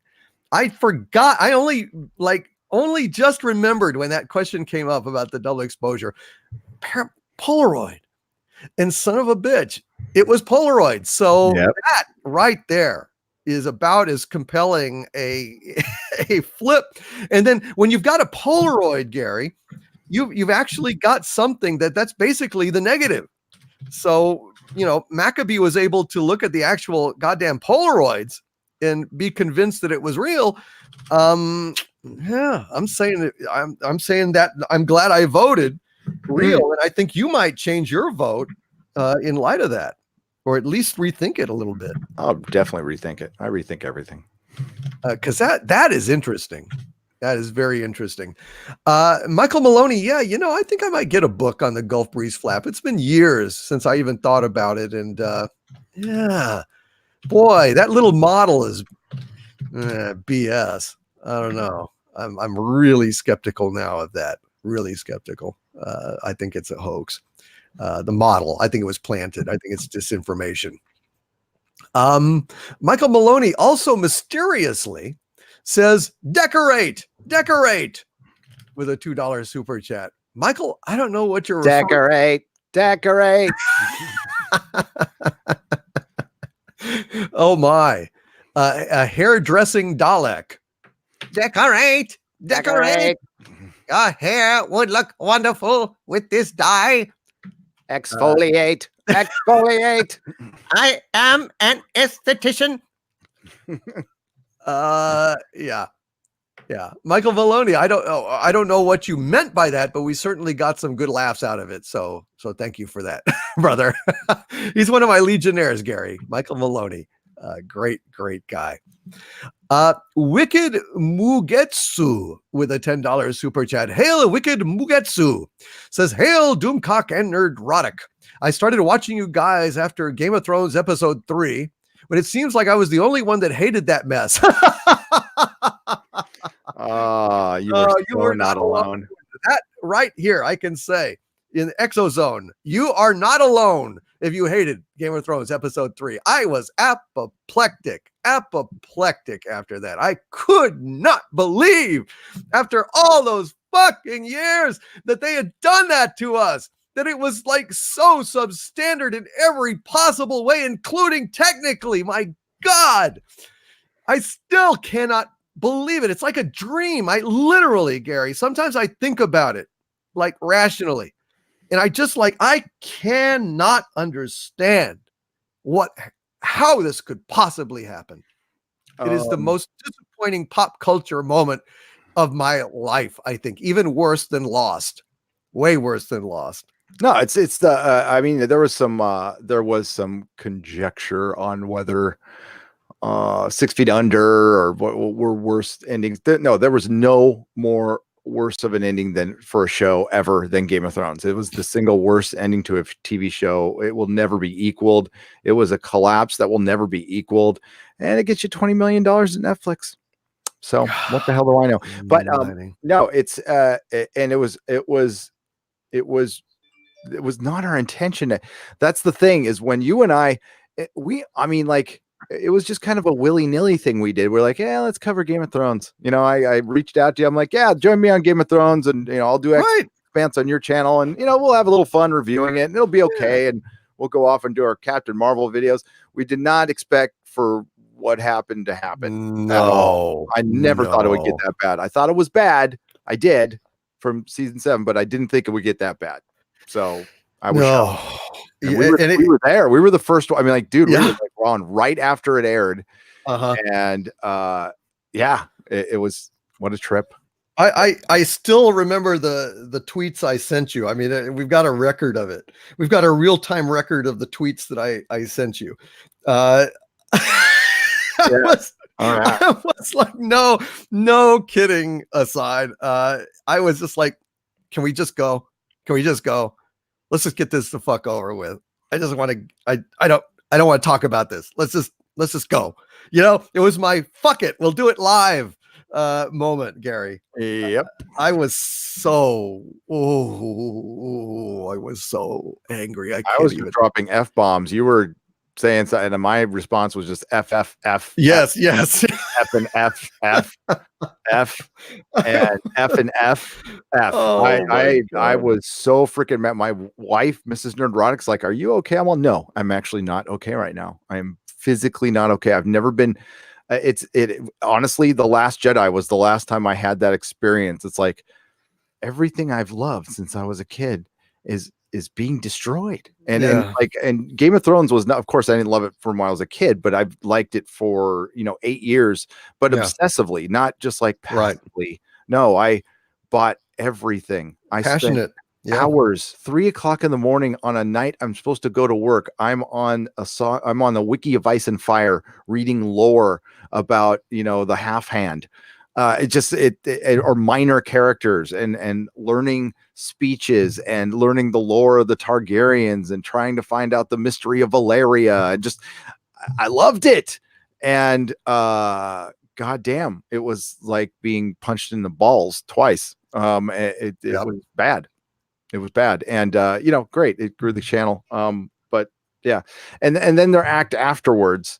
Like, we're not allowed to say anything. We don't have to have a say. And, we gave Dan and Dave shit on as far as their writing is concerned. Never took a personal shot at them. Never took a personal shot at anybody. We just said, hey, this is just bad. And it's different from most of what we do. We were just talking about the content of the show. And it wasn't even, while it got effed with a little bit agenda wise, not much, to be honest with you, it was just bad.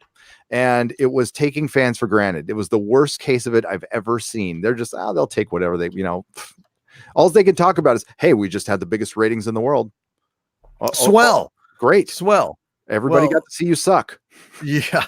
But the one good thing that came out of it is the Inquisition directly came out of that. And and that comes every Sunday night without fail. We are your Sunday night destination for all of pop culture trialing and tribulating. So please remember us Sunday nights, 8 o'clock Central, 6 o'clock Pacific, generally. Although when the new shows start, we may shift the time to cover them. So, but there you go. Let us continue on. We've got, and to conclude, Wicked Mugetsu said, keep up the amazing work, guys. Thank you, Wicked Mugetsu. We certainly will. We love doing this show. We love being with you guys. And well, we kind of love each other. But in a bro way. Only in a bro way. Maybe for you, big boy. Wow, that was disturbing. The beard even makes it worse. It's like kind of a bear. Did you hear it kind of rubbing up against the microphone?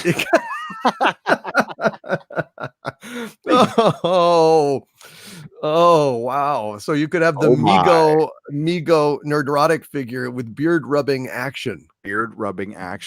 Oh my. Chia. Sounds disturbing.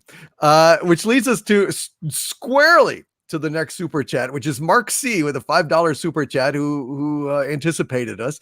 He says, "Hail ExoZone, I need a Migo Overlord figure and a Nerdrotic Chia head." So there you go, Gary. A neurotic chia head. That might be possible. We could maybe do that. Water, smear the seeds around Gary's face. And You ever see that Obama one? no. God dang it. No. Oh, don't look it up. Oh, that's scary. Yeah. Thank you, Mark C. That's very, very funny. If you come out with a neurotic chia head, I will buy it and I will grow it, and I will, I'll probably feature it on a live stream. That'd be funny as hell. Actually, you could have the chia head as your graphic for certain live streams, and when you speak, it pops up. It'd be funny. But I'm a sick bastard. Lori Roberts with a $5 super chat. Thank you. Oh, High Priestess of Harvey, Lori Roberts, and Legionnaire, by the way. She says, hi, guys. Armchair Warlord just wrote my new slogan. When your franchise gets aborted, your stock gets shorted. Hi, Harvey. Hello, Lori Roberts. That's pretty good. That's sound advice. When your franchise gets aborted, your stock gets shorted. Lori Roberts famously shorted Disney at one point, and everyone thought she was crazy, but she had known what other people hadn't known about The Last Jedi, and she made out plenty wampum. Savvy? I savvy, Harvey. I savvy, and so does Lori Roberts. I need financial advice from Lori Roberts. I'm not doing. I have none. I'm terrible with money. I'm an idiot with money. So Lori, save your money. There's your financial advice from Nerdrotic. I'm here. Save your money. Save your money. Don't. Sound advice. Be frugal. Sound advice. Thank you. Secondhand. Don't give any money to Disney. Oh no money to Disney, especially no money to Lucasfilm or any Lucasfilm products.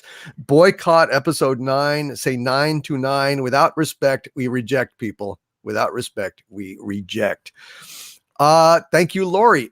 XXpat11. XXpat11. That's a mouthful.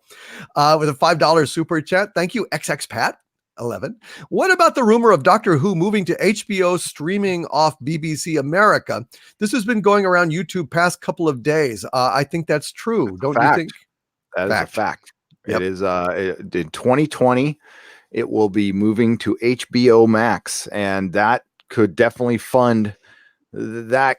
But it's bad. It's really bad because they left Netflix. The reason Doctor Who Modern Who got popular in the States was Netflix.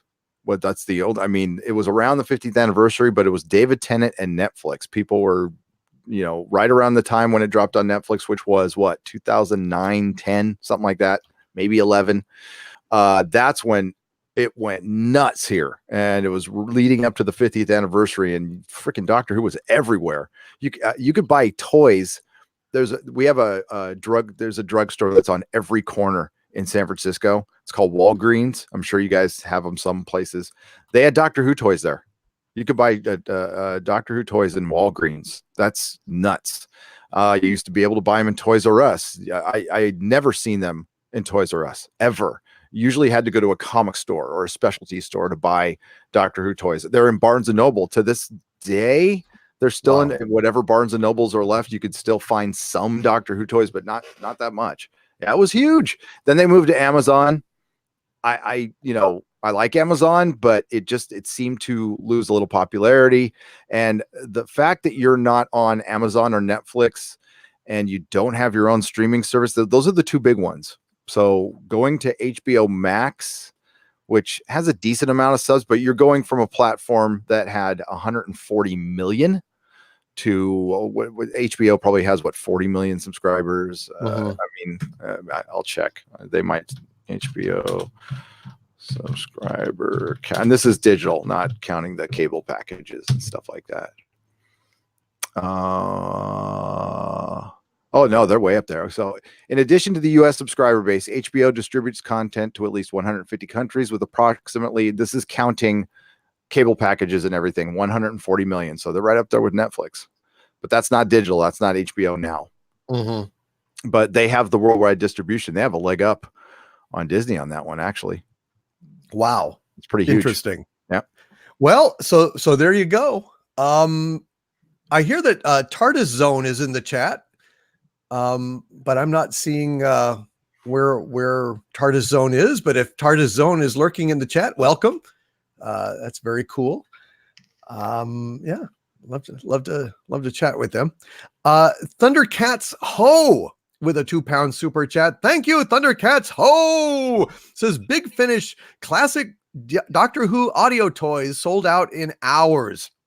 Yes, this was something that my source from yesterday was pointing out, that the toy sales of the original Jodie Whittaker and all that crap and the stuff during Chibnall's reign have sold not a whit, and really there hasn't been a lot of toys even released except some of the old throwbacks like you were talking about, Gary, but that these Big Finish classic Doctor Who audio toys sold out literally in hours.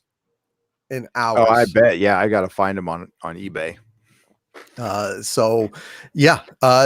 Just goes to show you, Doctor Who is only dead in the present.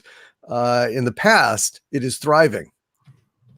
Absolutely thriving. Oh, absolutely. No, I was talking to Bowles Trek, and I told him a freaking Big Finish must be just doing gangbusters right now.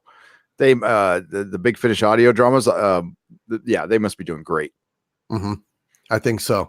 So, that it just goes to show you there's a lot of love for what came before and not much for what's coming down the pike. Same thing with Star Trek. So, yeah, hopefully at some point, people will get greedy again and actually want to be successful, actually want to make money, and actually realize that ramming their goddamn ideology down our throats only makes us gag and puke on them.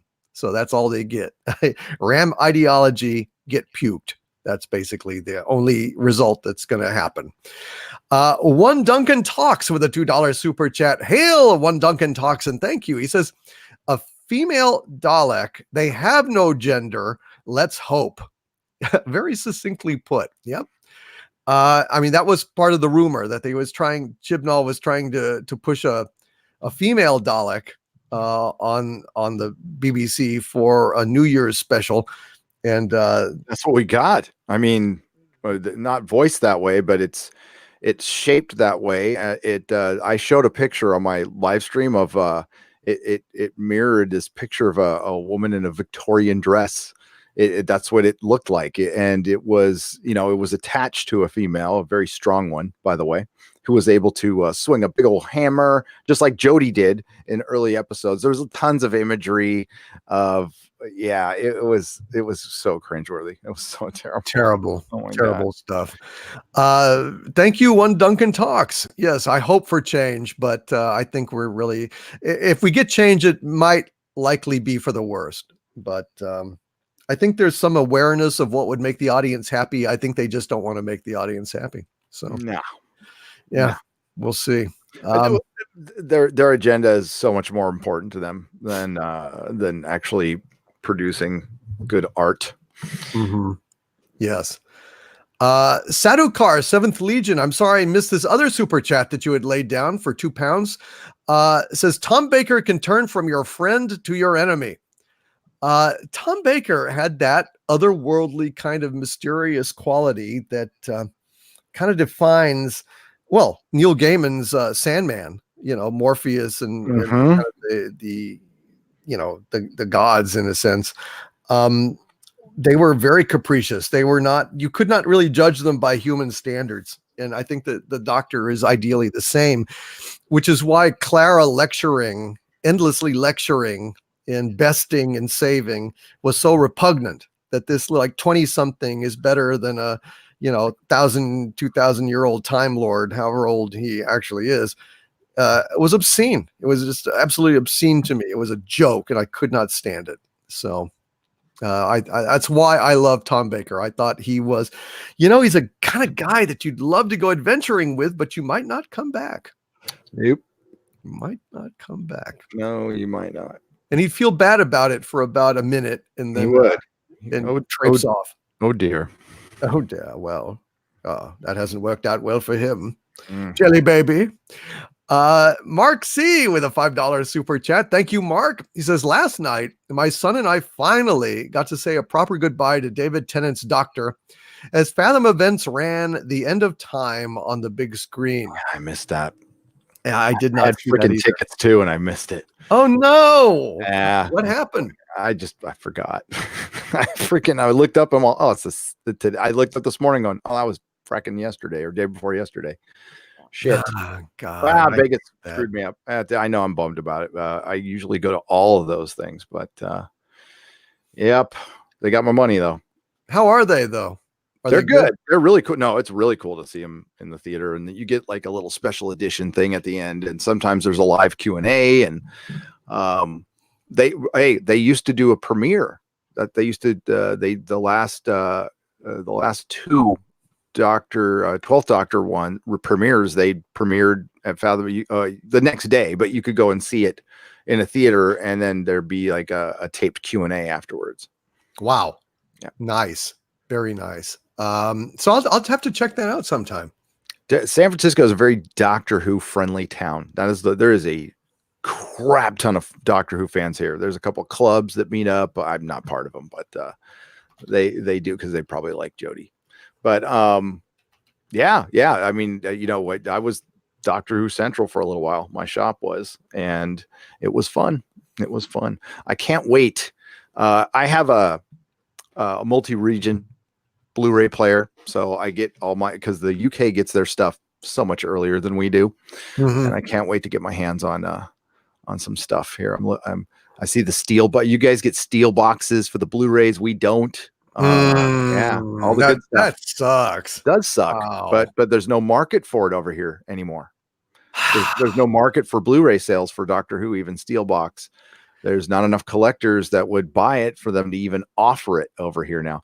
I ran into a guy who sold the most, who aside from me, here in California, sold the most Doctor Who toys. He and I had the same connect in the UK, who would send us stuff directly. And I ran into him at con, and he had multiple booths, and he's like, you want to buy some of my stuff off me? It's like, I can't get rid of it anymore. The sales just dropped in the last couple and this stuff used to sell brisk, but they don't produce anything. Was it TARDIS Zone who said, I can't even find the new, they had that Big Finish radio. They're producing Big Finish radio action figures of the 8th Doctor. And, I can't even find one on eBay. But that's the interest right now, but they don't produce lines anymore. It's just tchotchke cute stuff that's easy to produce, right? Freaking pop vinyls, and they don't even do a full set of pop vinyls. They only gave them like 3 or 4 of the new ones. And I took that video at Hot Topic over the holidays, which was the only place you could find Jodie stuff, and it was an untouched fixture filled with Doctor Who like cosplay stuff and shirts, and it's like, I'm sorry, boys aren't going to wear that stuff. I know there's a world you want where boys would wear that stuff, and some do. I'm sure there's outliers, but most won't. That's like a boy wearing a Captain Marvel sweatshirt. Right, right. Well, but which is the new target audience for Gillette, by the way. Yep, is boys that shave their legs instead of their faces. It's just the best a soy could get. Yeah, exactly. The TARDIS Zone official YouTube channel is in the house, saying, "How are you, mate? Welcome, TARDIS Zone official YouTube channel. Great to have you here." Moons of Madness verifies what I said. Clara bullied him. She slapped him, threatened him, talked down to him. Clara was awful. I could not stand Clara. I could not stand Clara at all. So happy when she died. God, me too. The TARDIS Zone official YouTube channel says, Jesus, 2 for the price of 2. Nerdrotic and Doomcock. Wow. Yeah. It's kind of amazing, isn't it, dude? Yeah. Glad to have you here, by the way. All right, let's see what we got here. Cardinal Sin with a good point, $10 super chat. Thank you, Cardinal Sin. Says, the Doctor can regenerate bodies, but not gender. There are Time Lords and Time Ladies, like Romana. She was a foil for Tom Baker's Doctor, and when she regenerated into a Time Lady body. Your thoughts on that, Gary? Yes. Well, yeah. I mean, yes, Romana was okay. So the Romana regeneration scene was pretty cool, by the way, and I would love I would have watched a series about her. In a hot second, I would have bought all the Blu-rays, any toy associated with it. And you know what you would have had more of? Doctor Who. You could have had a Doctor Who show running one part of the year and a Romana show running the other part of the year. And all you would do was keep the entire fandom happy and make more money. That's why, but instead you want to replace one, split the audience, and destroy the franchise. I just don't see how that's good business sense, because it's not. It's because business sense doesn't factor into this at all. Yep. And that's what we're fighting against. And I don't think that's going to change even with Chibnall will be just a fall guy. And then you will see people who were previously supporting him going, well, he's just another white male that we can get rid of and replace him. Oh God, that's disgusting, isn't it?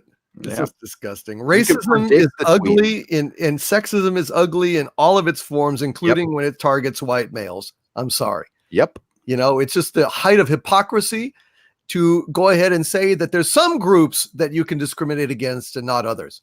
And even if there's one group that you discriminate against, you are racist and a sexist. Period. Very definition of a racist. You are.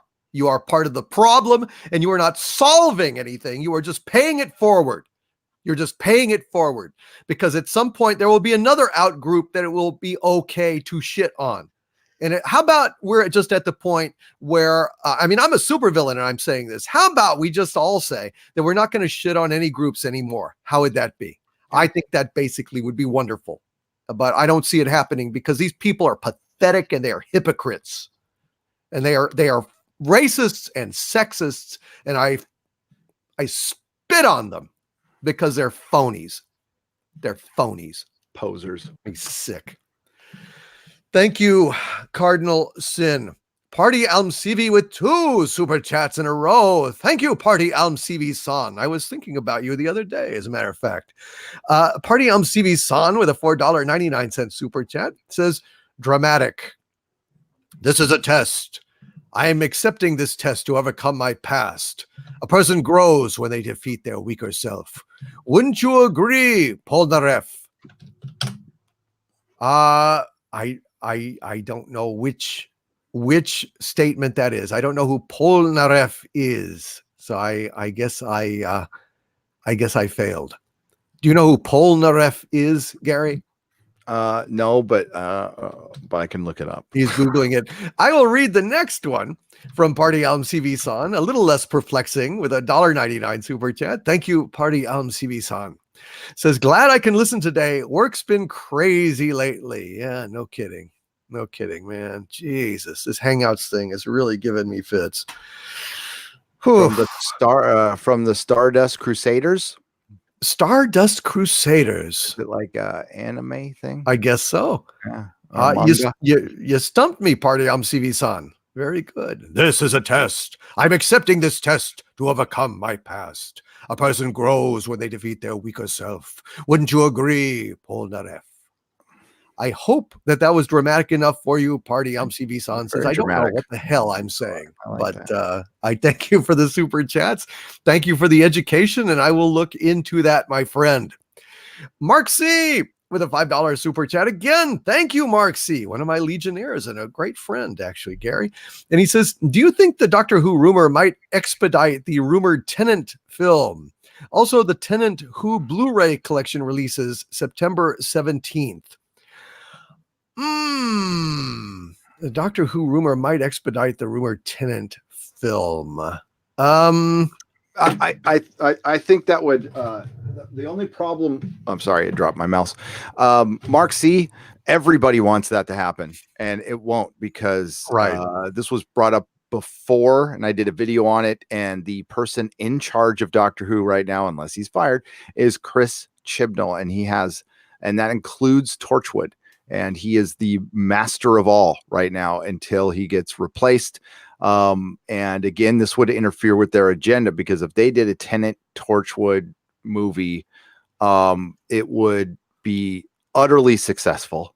They could crowdfund the goddamn thing. I mean, if they want to worry about funding, all they would have to do, it would be the easiest crowdfunded film ever.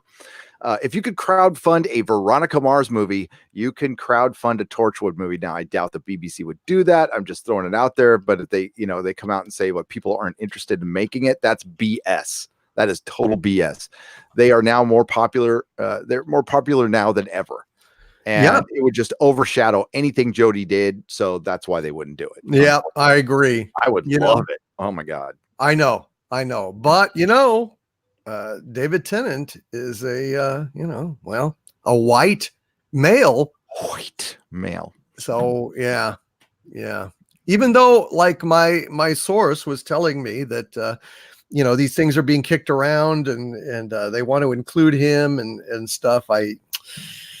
I don't know. I mean, I reported it because I think that the source is more knowledgeable about these things than I. But I don't know. I'm more like Gary. I'm kind of cynical at this point. But I'm hoping that it's true.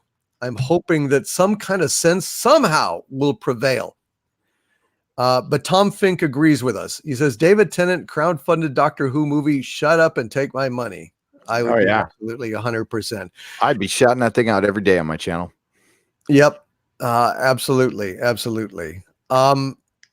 Rekuzan Rikudo says William Shatner sitting on a stool reading the phone book would be more entertaining than woke Trek.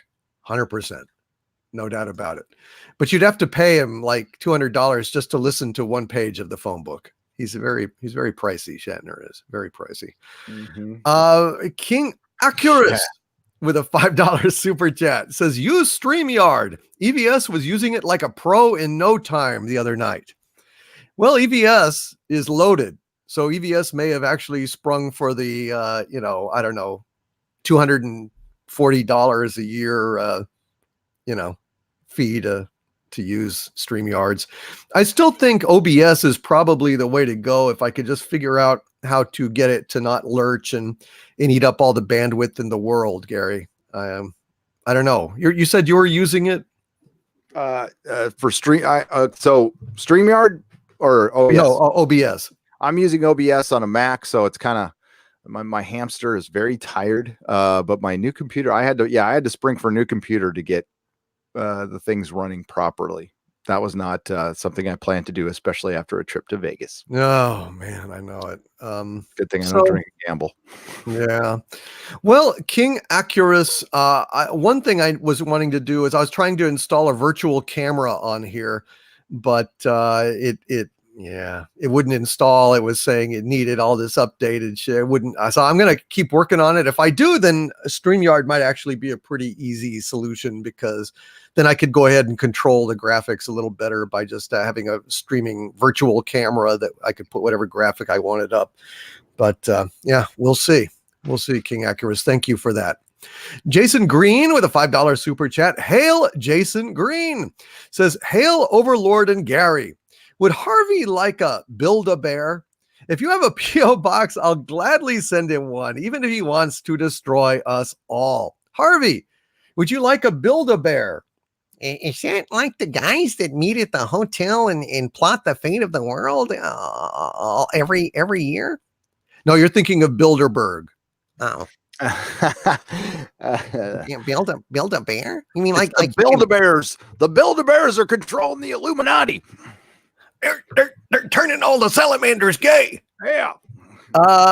Yes, Harvey, would you like one? It sounds cool. I have very few material possessions in the world, so if I could get a Build-A-Bear, I think I'd love that. My P.O. box, I guess, is the same as Doomcock's P.O. box. He wouldn't steal from me, would you? No, I would never steal from you, Harvey. It's a Master DVD P.O. Box 200337, Austin, Texas 78720. Send me one. And yes, I do want to destroy you all, but it might placate me for a little while. Who knows? Build-A-Bear. It's pretty cool. All right. Well, he's intrigued, Jason Green. He's intrigued. He wandered away thinking about building a bear. I think he'll probably build it in the most obscene, disturbing way possible. But by all means, sir, send it. And thank you for the super chat. Fan Addicts of Film, one of my Legionnaires, who I need to know what you want on your Legionnaire certificate, Fan Addicts of Film. Anyway, a $20 super chat. My friend, thank you so much. He says, It is time to boycott hard. Iger admits failure, and they will still triple down and burn everything down, just like the entire comics industry. I would love to see you guys at Area 51. I am going to film it. Fan Addicts of Film is going to Area 51 to film it, Gary. Wow. Jesus Christ. When is this idiotic thing supposed to happen? Do you know? September 20. Let me see. It's in September. God almighty. I mean, how would you stay cool? I mean, September 20th. September 20th. I don't know. I mean, I guess it might be fall by then. I doubt it. 2 days from Bilbo's and Frodo's birthday. Oh my God. Well, Fan Addicts of Film. I agree. Absolutely. Now is the time to hit hard on the boycotts. Keep it up on Disney. Keep it up on Disney theme parks, particularly Disneyland, because that's very high profile. Be sure and boycott Lucasfilm in all of its manifestations. Do not pay them any money at all. And finally, I mean, Disney is very hard to boycott because they own everything. But if you refrain from buying, let's say you were going to ordinarily buy 10 Disney products a year. If there are 2 that you can't resist and you still avoid buying 80 of them, that's still a significant impact that sends a message. So that is kind of how I'm hoping that people will go ahead and structure their protests for Disney. You can't be perfect, but you can damn well make your voice heard. And the best way is to keep your damn wallet closed. Thank you, Fan Addicts of Film. So you're really going to go to Area 51. You're thinking about it. I'm thinking about it. All right. Well, that would be pretty weird, but I don't know. Well, I'll think about it too, but I don't know. If I do go, I want crazy hippie chicks running around naked, trying to. I think that'll happen. I mean, flag down anytime our there's a space gathering, it's the naked hippie chicks just show up. Oh man, they were there at Coachella every year. I went. So. Oh really? Yeah. Coachella? Coachella, yes. All right. I actually drove a couple of them, body painters there. One of them worked at the salon, and yeah, that was a fun weekend. Sounds intriguing. Thank you, Fan Addicts of Film, for tempting us to get destroyed like the rest of them. Mark C. also with a $5 super chat commenting on this very thing. In fact, Carl Manvers in a moment is with a $5 New Zealand super chat is about to comment. So this all works very well. Mark C. says, if you lack the intelligence to contemplate storming Area 51, please go. The military will make sure the gene pool gets just a bit deeper. Yep. If you're going to this festival, it's one thing to party out well outside the perimeter of the base and never quite get around to, storming it. I guess that's one thing. It's another thing to actually take that step and go and try to shove daisies into the barrels of the nice men who are aiming their automatic weapons at you from a military base in the desert. So yeah, go on Google Maps and take a look. You can see Area 51. It's there. And take a look at how inaccessible it is. That's why people had to hike on top of a mountain to get a look at it, because you can't get close enough on the ground to even peek at it. So you get to the sign, you'll get to the sign that says deadly force, blah, blah, blah. But they don't even like you getting near that sign. So, and they don't even like you hiking up that mountain to take a peek. That's all government ground right there. And yeah, so I'm oh God, it's going to be so interesting to watch. It's going to be really interesting to watch to see how the government reacts to this. I'm sure they are prepared now. And let's just keep in mind, for this little party, this is probably going to cost us, the taxpayers, probably $100 to $200 million. I'm thinking just off the top of my hat, for overtime, getting people there, equipment, feeding all the security officers that will fill you full of lead if you cross the boundaries of that base. Wow. So don't be mingy, hippie girls. Flash those hooters while you still got a chance. Hecate's daughter is in the chat. Hello, Hecate's daughter. Welcome. So glad to see you here. Let's see. Carl Manvers also says with that New Zealand super chat. Surely people have worked out that Storm Area 51 is just a smokescreen. Normies are talking about that and not the Tic Tac disclosures. Come on, people. Wow, Carl Manvers. Thank you for that super chat. Also, Mark C., thank you. Storm Area 51, a smokescreen to divert attention from the Tic Tac disclosures. Well, that would imply then, Carl, that there's parts of the government that don't know what the other parts of the government are doing, because I have zero doubt that the History Channel series Unidentified was disclosure, was government centric disclosure, authorized and supported by the government. So they wanted us to know about the Tic Tacs. But are you saying then that there's another faction that is trying to distract people from the very Tic Tacs that the other part of the government was disclosing? It seems kind of weird and deep. I don't know, Gary. Do you think there's any ambivalence within the government about disclosure? I think there's factions. I do believe that. I don't know though. I'm still trying to figure out what the hell's going on, to be honest with you, because I don't know what's going on with this disclosure. We are getting it. Yeah, there's no doubt about that. And there are factions of the government who are against it. And the reasons I heard were stated in that show, which I find them hard to believe, that there's hyper religious people in the government who are stopping this for religious reasons. I call bullshit on that one. I think there are religious people in the government, and I think if they got that far, they have perspective on things, and they wouldn't, stop disclosure for Bible reasons. They would do it for other reasons, but not for that. So that was a weird excuse. But no, I think there's factions. I think there's all kinds of weird stuff going on, and I wouldn't mess with any of it, to be honest with you. It's weird. People in the chatter are split. Frederick Bismarck is saying, hear me out. The Area 51 event is a government op to start the disclosure process, which is weird. I could believe anything's an op. Yeah, I'm in agreement with you there. Interesting.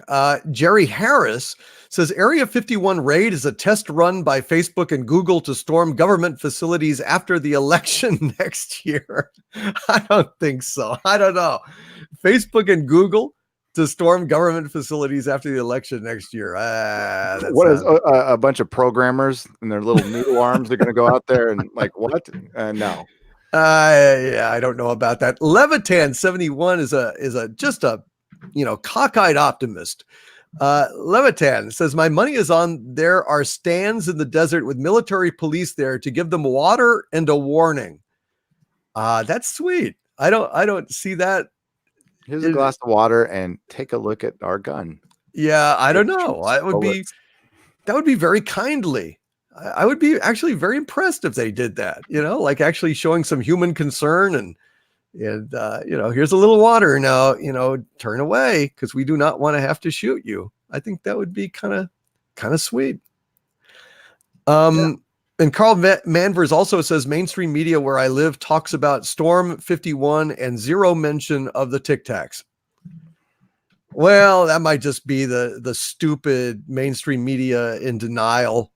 And, they're just really not comfortable after all these years of buying into the little green man, swamp gas, smearing of people who have seen UFOs. Now that the government's come out and said, UFOs are real and they're buzzing our Navy ships, the mainstream media just doesn't like to talk about it.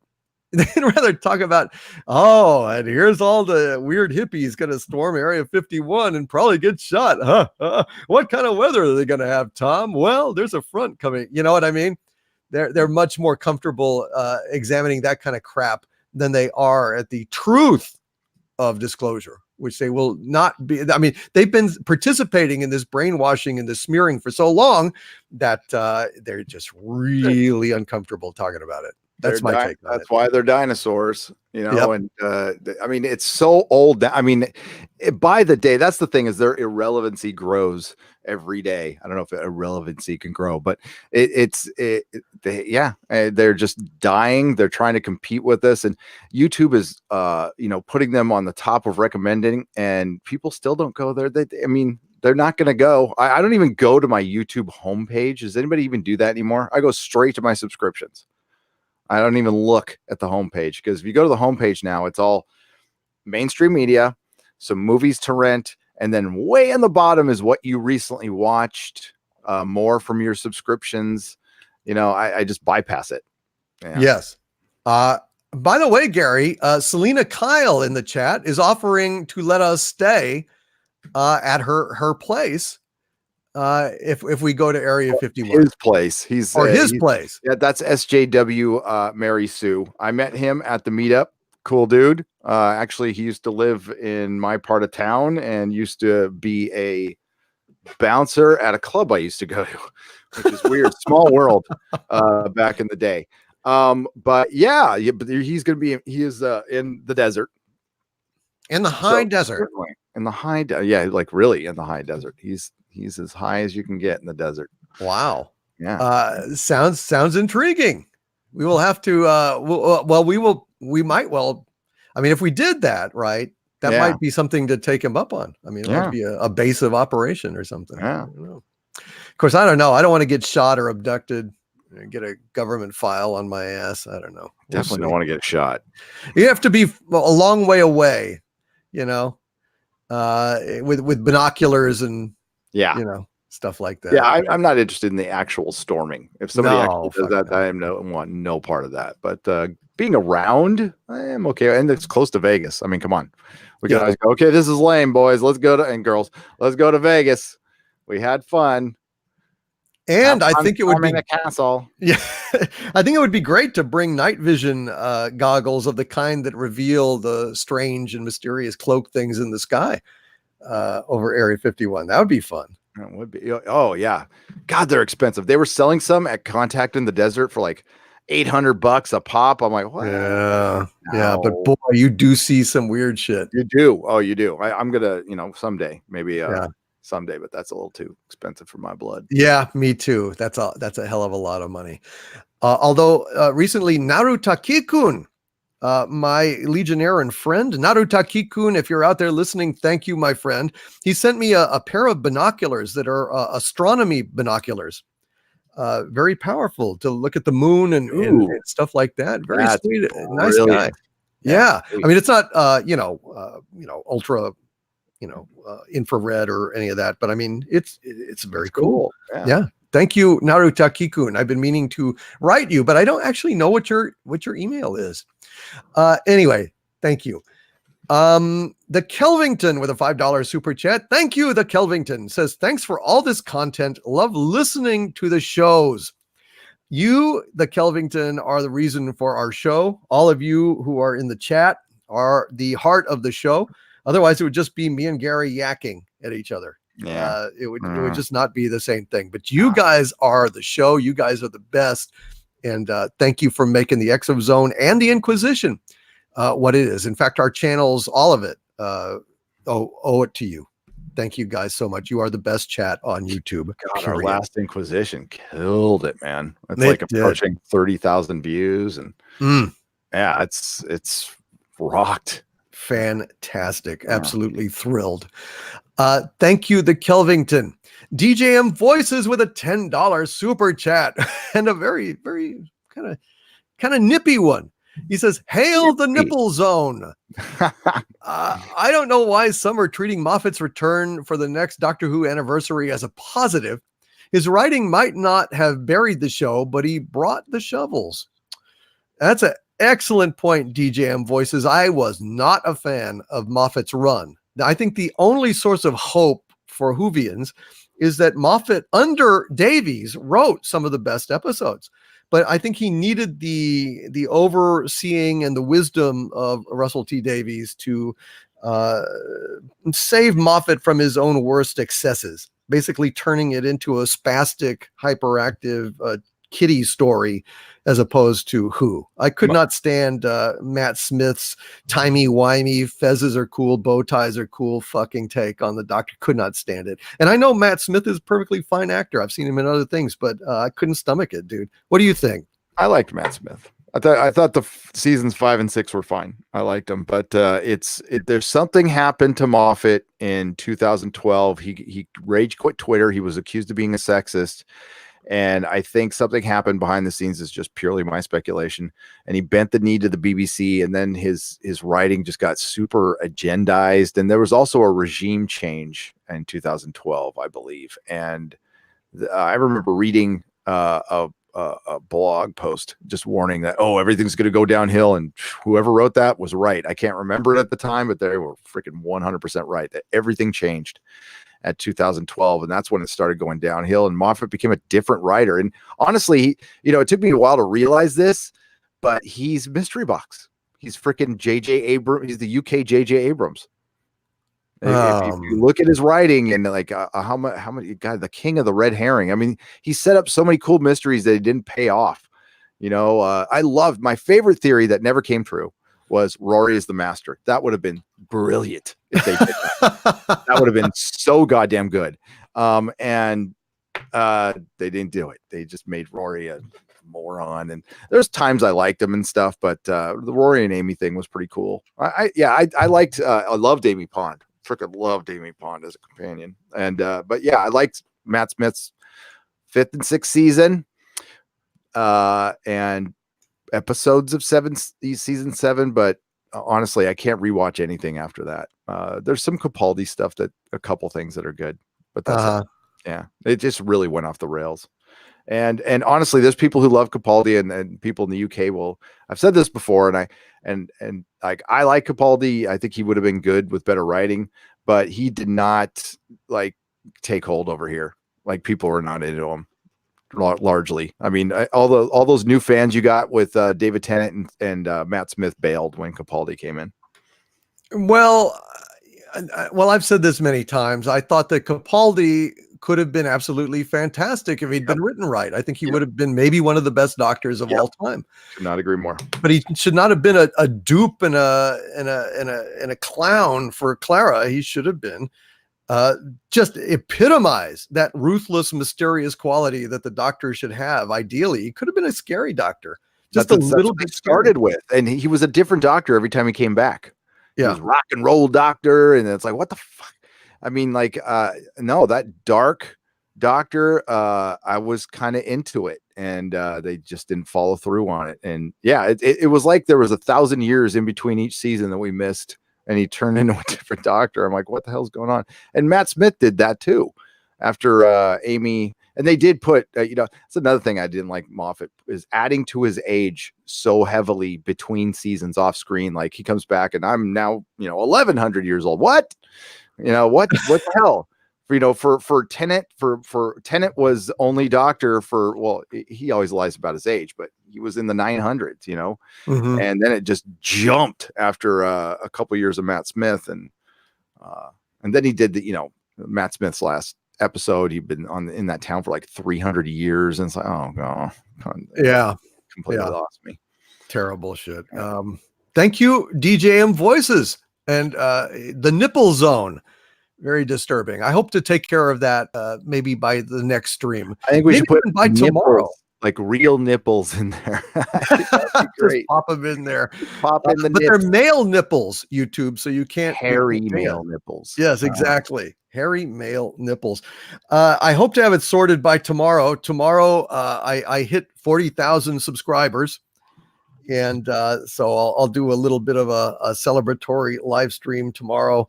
I hope to have this streaming sorted out, but if not, ignore the hairy, disgusting nipples and just come celebrate with me a little bit. 40,000 subscribers. I was very happy to hit that milestone. Let's see. We've got Fan Addicts of Film with a $2 super chat. Thank you, Fan Addicts of Film. Says Bigfoot is just blurry. Well, Bigfoot probably has some advanced, cloaking technology that automatically makes the picture de-res and unfocus. Much like the UFOs in the sky, where at certain angles you simply can't see them at all without special, equipment. I think maybe Bigfoot has a cloak. Maybe Bigfoot is Romulan, but I can tell you one thing: Bigfoot is not a Klingork, because Klingorks did not invent cloaking technology. It's that simple. God damn! Did you hear? They talked about the Klingons. I heard this from Mecca. She went to the panel that the Klingons are staying the way they look. They're not changing it. What's done is done, and their their argument is what's done is done. They can't modify it. I'm paraphrasing what she said, but in other words, the license stays in effect. Although they were trying to hide Laura, they had all these banners of the Star Trek Discovery characters there in the L'Oreal. I got a picture of this, the L'Oreal picture. They darkened in her head so you can't see, you can only see her face. And they cranked up, the contrast on that picture so you can't see her whole head. So that's what led me to believe that they were going to change it further. It'd be very interesting if they ever bring Worf back, and it would be really more interesting to see that all the cast members come back except for Worf, who was at the convention, by the way. And by the way, LeVar Burton and where they were all there in the hall, and you could have walked right up to him. There's no lines. Wow. There's no lines. It was incredible. There was not that many people there, and I saw some pictures of the cosplayers that Sci-Fi Wire put up. I met most of those people. Half those people pulled me aside and said they watch my stuff and they like it. So all these people and there was very little Discovery cosplay there, and some of the cosplayers were paid to be there. Yeah, I saw your bit about that. That was very interesting. Very interesting indeed. Thank you guys. So the Klingorks are here to stay because the license has perverted Star Trek forever. So case closed. Case closed. There you go. Ferequus Domain with a $2 super chat addressing the question, do we believe in Bigfoot? Ferequus Domain says, I believe in Big Fart. Big Fart. Not Fart Man, but Big Fart. Apparently, the Big Fart is also known as the skunk ape in the nomenclature of cryptozoology. So, Big Fart. You can hear his echoes in the mountains. Moonshiners tremble at his approach. Sometimes heard, sometimes smelt. Just kind of depends. Thank you for Ferequus Domain for Big Fart. Sadukar, 7th Legion with a £2 super chat. Thank you, Sadukar. Says they can't find the missing link created, not evolved. They cannot find the missing link, Gary. They created it. It was not involved. Any perspective on that before we move on? That's interesting. I don't think there is a missing link. I've never believed the theory of evolution in the way that it's presented by Darwin. I think that missing link is too big of a jump, and I think man is a lot older. I think he's onto something with some things, sure. But again, I'm no anthropologist or scientist or anything. I'm just a guy. I think we came from somewhere else through panspermia or something. Yeah, I think we came from somewhere else. Yeah. We've talked about this. We could do a whole show on how humans don't really fit on this planet, like back pain. Back pain is this is a fringe theory. Okay. I'll admit it, but it's not something that too many creatures on this earth experience. And maybe because we were from someplace with a different gravity, or maybe the gravity was different on Earth before. We don't know. There's a lot of things. We're not really cohesive with the planet or the environment like other creatures are on this planet. So it's interesting, something to throw around there. We should do that sometime. Yep. Maybe the next ExoZone, which will be next Thursday on your channel, Gary. Yep. Nerdrotic Live. And generally ExoZone will be on the Harvey Zone. It's just today YouTube was acting so weird. I did not feel confident at all about getting this on there. So I went this way. But anyway, thank you, Sadukar, 7th Legion. Psychodorf 9 says, sorry, I'm late with a $2 super chat. Don't be sorry you're late. You made it here, brother. Glad to see you. I hope your day went well. One of my Legionnaires, Gary, Psychodorf 9, great guy. Captain Spire with a $5 super chat. Thank you, Captain. He says, you guys think it's easier for a complete skeptic to believe or a seeker to finally admit it's fake if real evidence exists to prove/disprove? I believe that it is easier for a seeker to finally admit it's fake than it is for a complete skeptic to believe. I think that people who are complete skeptics are, ideologically committed to not believing. And so I think that they build up barriers, and they have to be like, you literally have to basically shove Bigfoot up their ass to get them to acknowledge anything. Whereas I myself am a seeker, but I am very evidence-based, and I've looked at certain things and I say, yeah, it just doesn't pass the stink test, and other things like the Polaroids of Ed Walters makes me believe that this might actually be real. But I think complete skeptics are absolutely the most rigid of them. I mean, that's basically my opinion. Gary, any input on that real quick? I agree with that. Awesome. Yeah. Psycho Dwarf 9 again is here. He says he's been talking to the VA. Well, thank you for the super chat. Oh, what'd they say, Psycho Dwarf 9? Is this about your friend who you basically rescued and got into the doctor on time? I hope things are going well. You should contact me personally if you have anything that you would like to discuss. Always have time for you, my friend. I don't know if you're in the chat now and you'd like to elaborate on anything, but I'm kind of glancing here at the chat, seeing if anything by you shows up. Dr. Beast Hunter says that evolution is a double-edged blade and we share 98% of our genes with chimps. I've heard that something along those lines is true. Yeah, which is very, very, very strange. To this far away from throwing poop at each other. Not that far away at all. Sometimes we do. It's just the way it is. Indiana Jeremy says Doomcock is from above, despite being far below us in the center of the earth. Very cool comment, Indiana Jeremy. I added kind of a little Patrick McNee narration for you. I like that. There are those who believe that life here began out there, far across the universe. Psycho Dwarf 9 says, shall do. Very good, Psycho Dwarf 9. Please contact me, my friend. I hope all is well with you. We've got a £2 super chat from Observer Dude. Thank you very much. Do you think episode 9 will flop? No. I think it will underperform. I think that for all intents and purposes, Disney will look at it as a failure, despite the fact that it will make a okay chunk of money. But I have to say, there is so much less enthusiasm for Star Wars around the world than I have ever experienced since the premiere of the first movie. I really think that they have driven a stake right through the heart of their own franchise. And I think that it is bleeding out. And I don't think that a whole lot of people are really all that fucking interested in Star Wars anymore. Certainly the kids are not. Look at that article in Bloomberg. And if kids are not compelling parents to take them to see this movie, that's a bad sign. So do I think it will flop? Yes, in terms of the expectations of Disney and their board, I really do.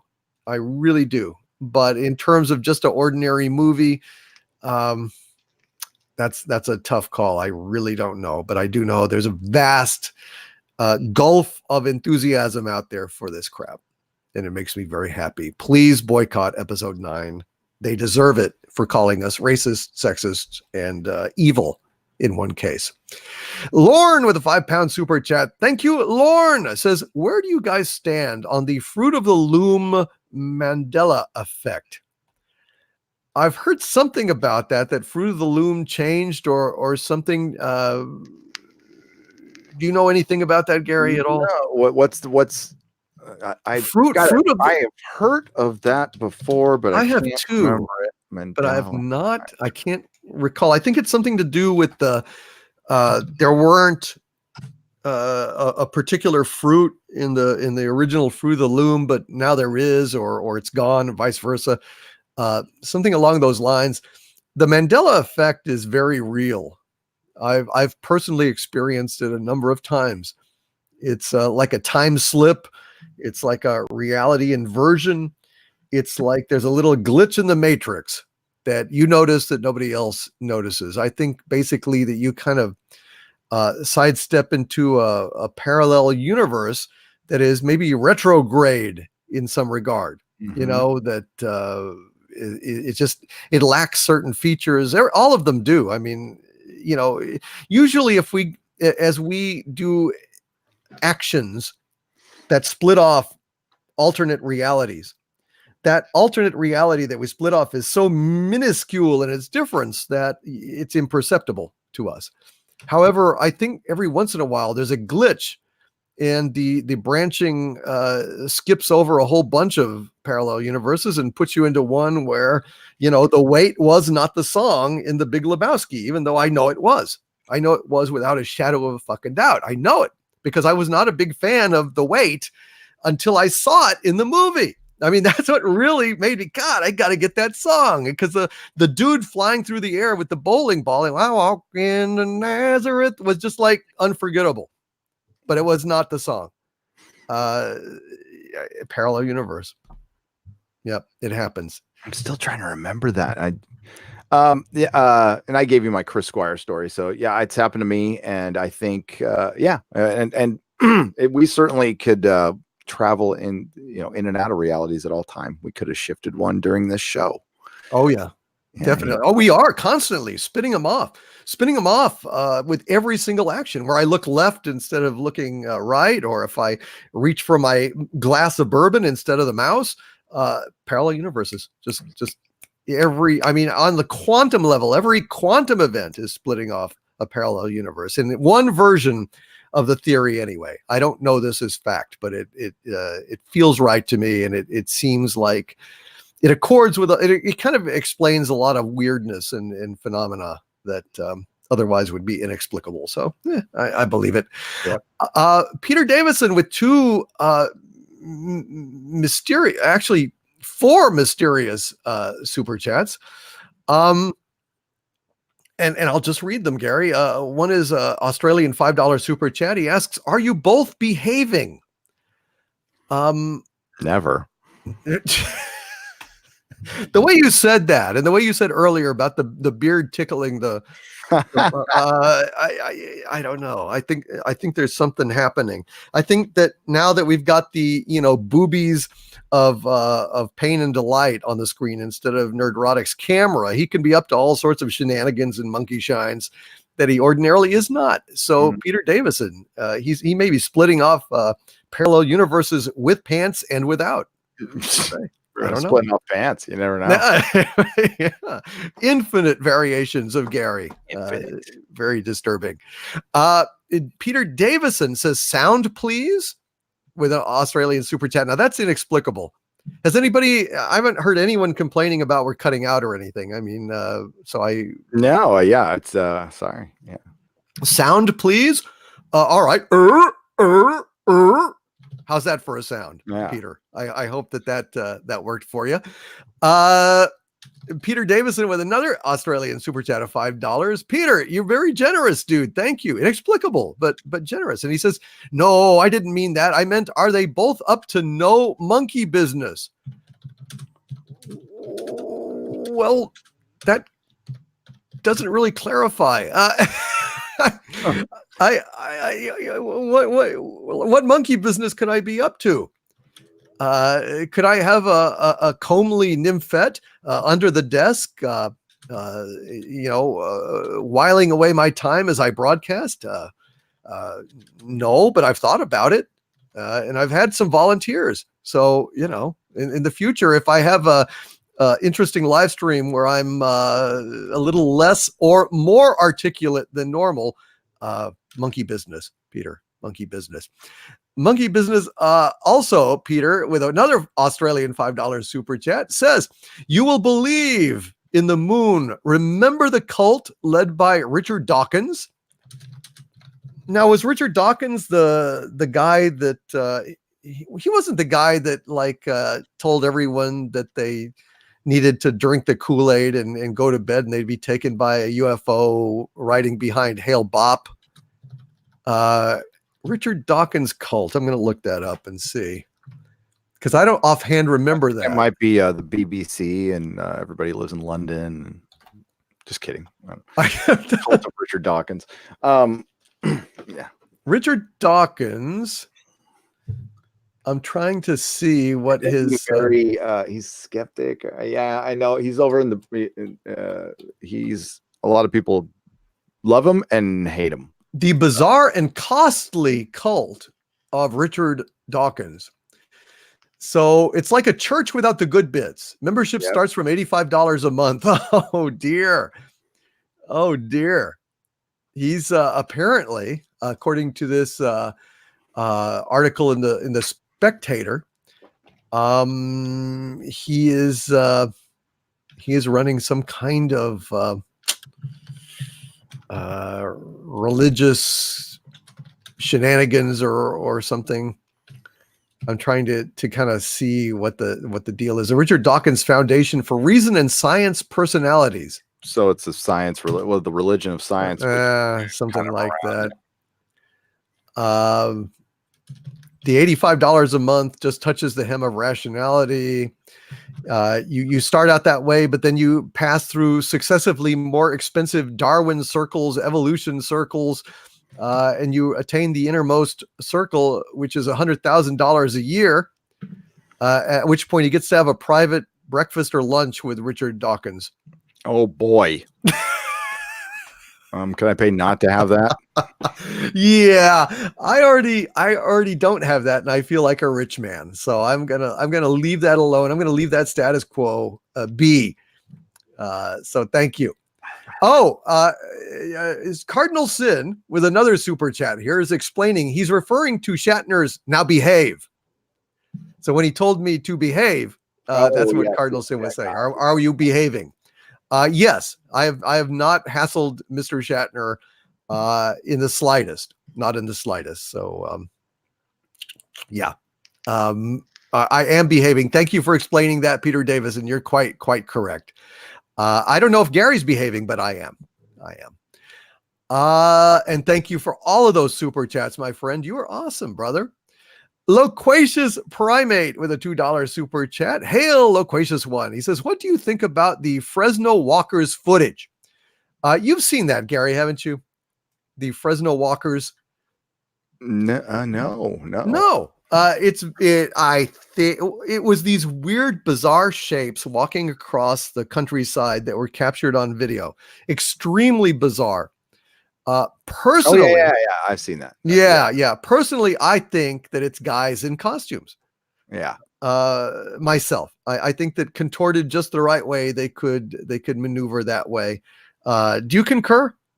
Yeah, it's pretty cool looking though. It's pretty clever. It is. Yeah. And seeing that shit in the darkness, striding across your yard or your backyard, that would make a hell of an impression. I have to say that would freak me out. So I absolutely forgive anyone that whose imagination is gripped by the Fresno Walkers footage. But personally, I do think it's fake. It's performance art, but it's brilliantly done. That's my opinion on that. The Tad that shouldn't be.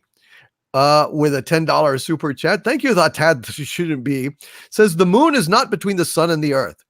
And they have shown that the moon most likely formed when a planet the size of Mars crashed into the surface of the earth over 1 billion years ago.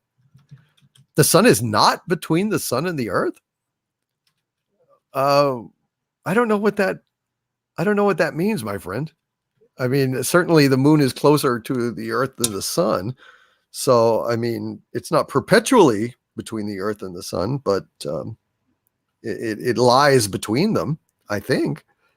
Unless you're saying it's completely like a hoax and it doesn't even exist or something. I've heard people say that the moon is like some kind of hologram or something. And Gary, did you ever see that footage, Gary, of the moon seemingly de-resing? You ever see that? It was the damnedest thing. It's like video of the moon, and the moon has like a line, like a diagonal line go across it where it's distorted. It looks to the world like a when you used to have an old VHS tape and you'd pause it and you'd have like lines going across the picture. distorting it.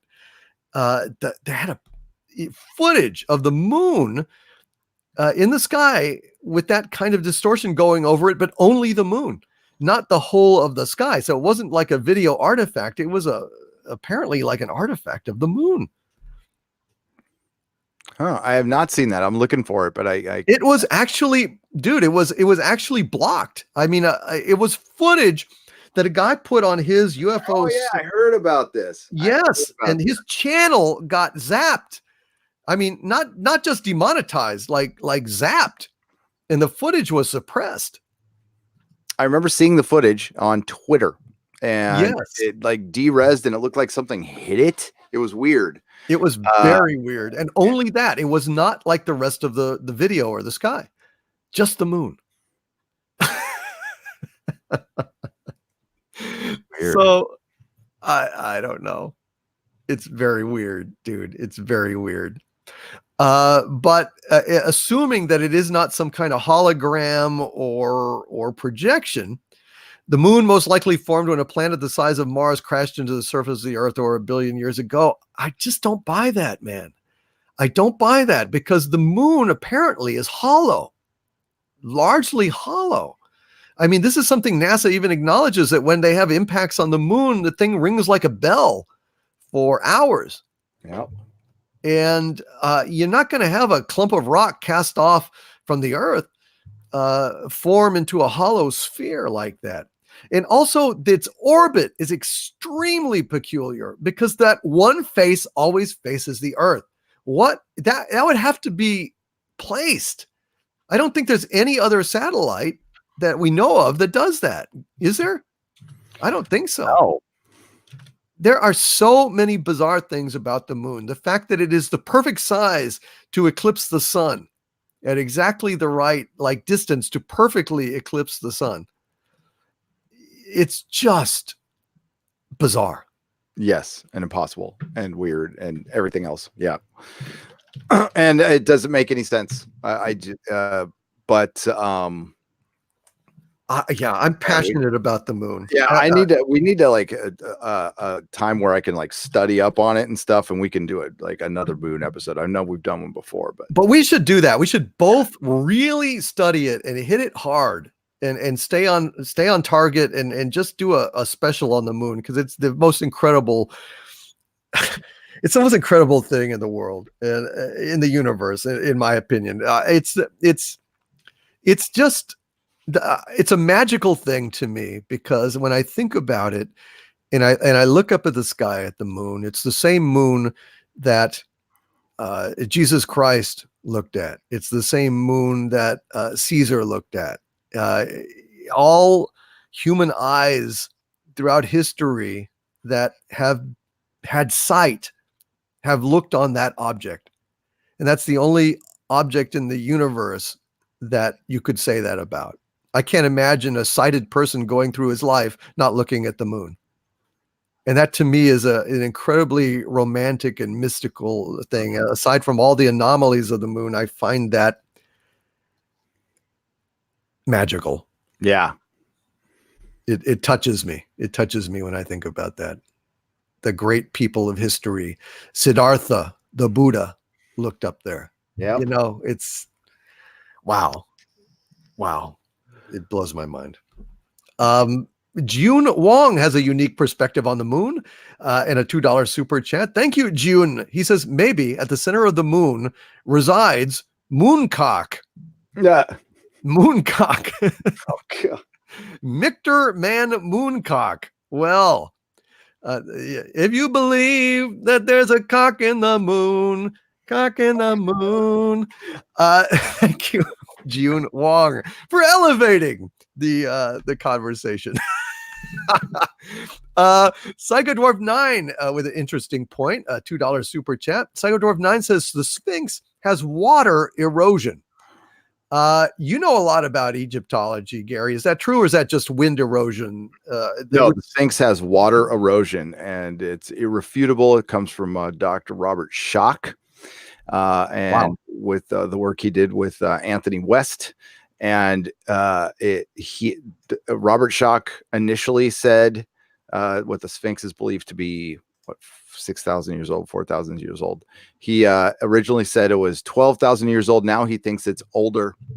The head has been recarved, but yeah, it is water erosion, and the only time they had I mean, it doesn't rain there like ever, but it did 5,000, 6,000 years ago, and it took a long time for that erosion to happen.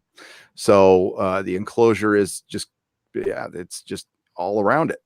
It's very interesting, and it took a guy, people have been looking at that for years and didn't figure it out. So wow, and we're still figuring stuff out like that out, which is very cool.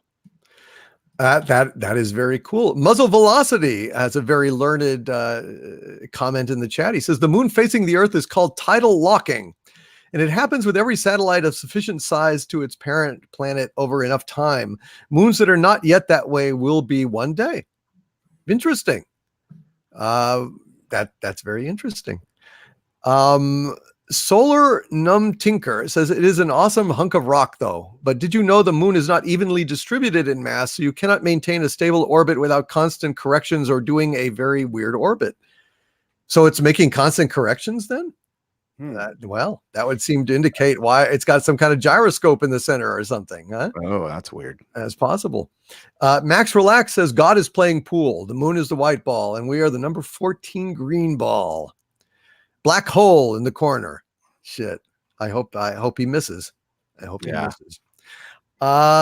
We've got Alan Massey with a good question, a super chat of $10. Thank you, Alan. He says, if the only explanation for the moon is that it should not exist, does it not then prove the existence of God? Reverse Babelfish argument. Not that you're going to read in the next 2 hours. Haha, but I did, Alan Massey. I did. So, haha, that should make you believe in God. Does it prove the existence of God? I personally believe that the universe is a product of consciousness. Whether you want to call that God or not is up to you. But it is clearly the product of consciousness. There is intelligence I detect in the universe, in the way it's laid out, in its many forms and functions.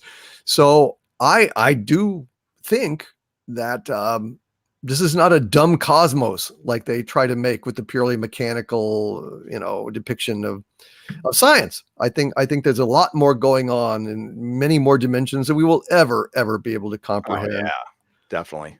Well, I was going to ask you, but you agree. So there you go. Yeah. So yeah, dude, Alan Massey. Yes. And we got to it. We did.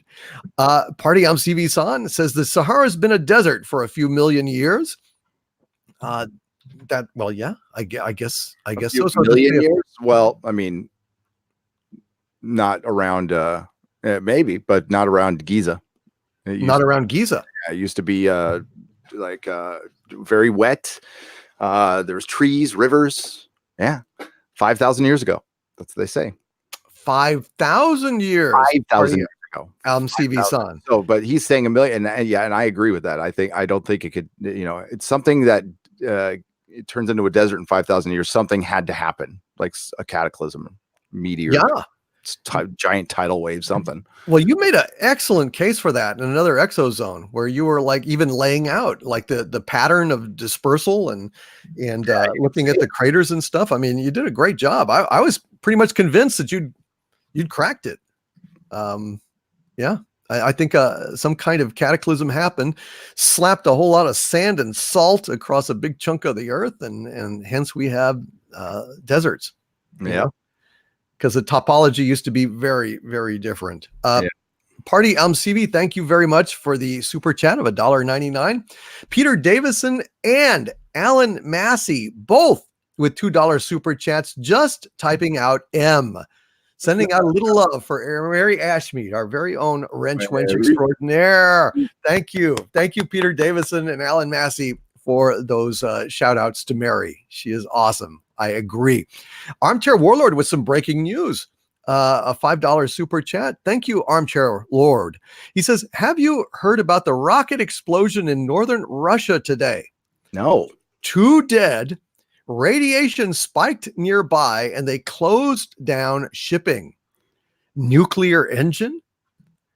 That would be insane. It must have been, yeah. That would be insane. Where? Oh, where? It says northern Russia. Rocket explosion, northern Russia. Maybe you could like Google that real quick. I'll read a couple more of. Take off in like 5 minutes. Just to. Oh, you got to take off. Okay, no problem, man. Look it up. You read the super chats. I'll look it up. Awesome, man. Thank you. Peter Davison says, guys, you have a guest, TARDIS Zone, with a $10 Australian super chat. Hail to the TARDIS Zone. Does some very nice Doctor Who reportage. Very nice channel. If you have not watched the TARDIS Zone, please go check out the TARDIS Zone. Great guy. Really, really enjoy his stuff. And thank you, Peter Davison, man, for calling our attention to the entrance of the TARDIS Zone to the ExoZone. Boy, we are now complete. We really are. Irish Times, 2 dead and radiation levels rise after rocket crashes in Russia. Yeah. Golly. They would be insane to be using some kind of nuclear engine. Absolutely insane because of what happens. Mm-hmm. You know, and these pieces, they fall back to Earth, and then what? You've completely destroyed your damn God. Well, a spokesperson from Russia said the radiation rose slightly, but then it went back down to normal levels. I don't remember radiation being able to do that, but no, I don't either. And it's funny how Chernobyl was nothing to talk about for a long time. Yeah, until it was. That's damnedest thing. Cecil S. Graham with a $5 super chat. Thank you, Cecil. Says the pyramid is the ramp. It corkscrews up the sides, and the main hull was used as a weight and pulley system. Can't remember the guy who made the theory. Does that make sense to you? The pyramid is the ramp. It corkscrews up the sides. Okay, well, how did you? There's giant stones inside it. I mean, the casing stones are one thing. That's just one problem. There's giant stones inside it that no pulley or ramp could have carried. Mm-hmm. There's no the foundation you were talking about. You would need hundreds of thousands of people to do this. The sheer number of people. I mean, you can't have thousands of people on a ramp pushing something that is already heavy, and this ramp is made of wood. Yeah. I don't know. I'm sure it's theoretically possible. I'm sure it is. But you got to remember the resources, and I guess they were using slaves, but nobody really knows. Nobody really knows. And it just seems beyond anybody of the time, especially with the measurements and everything else. It does not add up. No, I agree with you. I think it's the more I think about it, the more mysterious it gets. I think we should definitely do a show about the pyramids in the future, Gary. I think it'd be awesome. Sue Chapman with a £5 super chat. Thank you, Sue. Says, hail DC and Gary. Game of Thrones is dead to me now. Can't even watch the good episodes because I know how it ends. Gone back to the safety of Buffy. Yeah, I hear you. I can't watch a single bit of it. Not a single bit of it anymore. It's totally dead to me. Absolutely dead. Sue, I feel your pain. I felt your pain. And I will feel your pain again every single time I think about Game of Thrones. It's just lost to me. That world, all those great characters, all those great moments, worthless now. It's just heartbreaking. And Peter Davidson said a couple more super chats, just calling out the TARDIS Zone in the chat. Dude, thank you very much. TARDIS Zone, you have a great friend in Peter Davison, and he's a great friend to have. A stalwart Australian gentleman, 110%. Criminal Imagination with a $20 Canadian super chat. Thank you, Criminal Imagination, who says, I finally watched Alita. I've been looking into the anime, and this movie is a very good adaptation with exceptions, such as Sports Ball and the order of events being switched up. Hope Disney didn't grab this IP in the buyout. They did.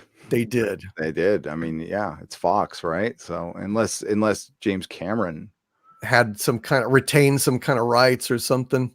Yep. Oh my God, that's terrible. That is horrible.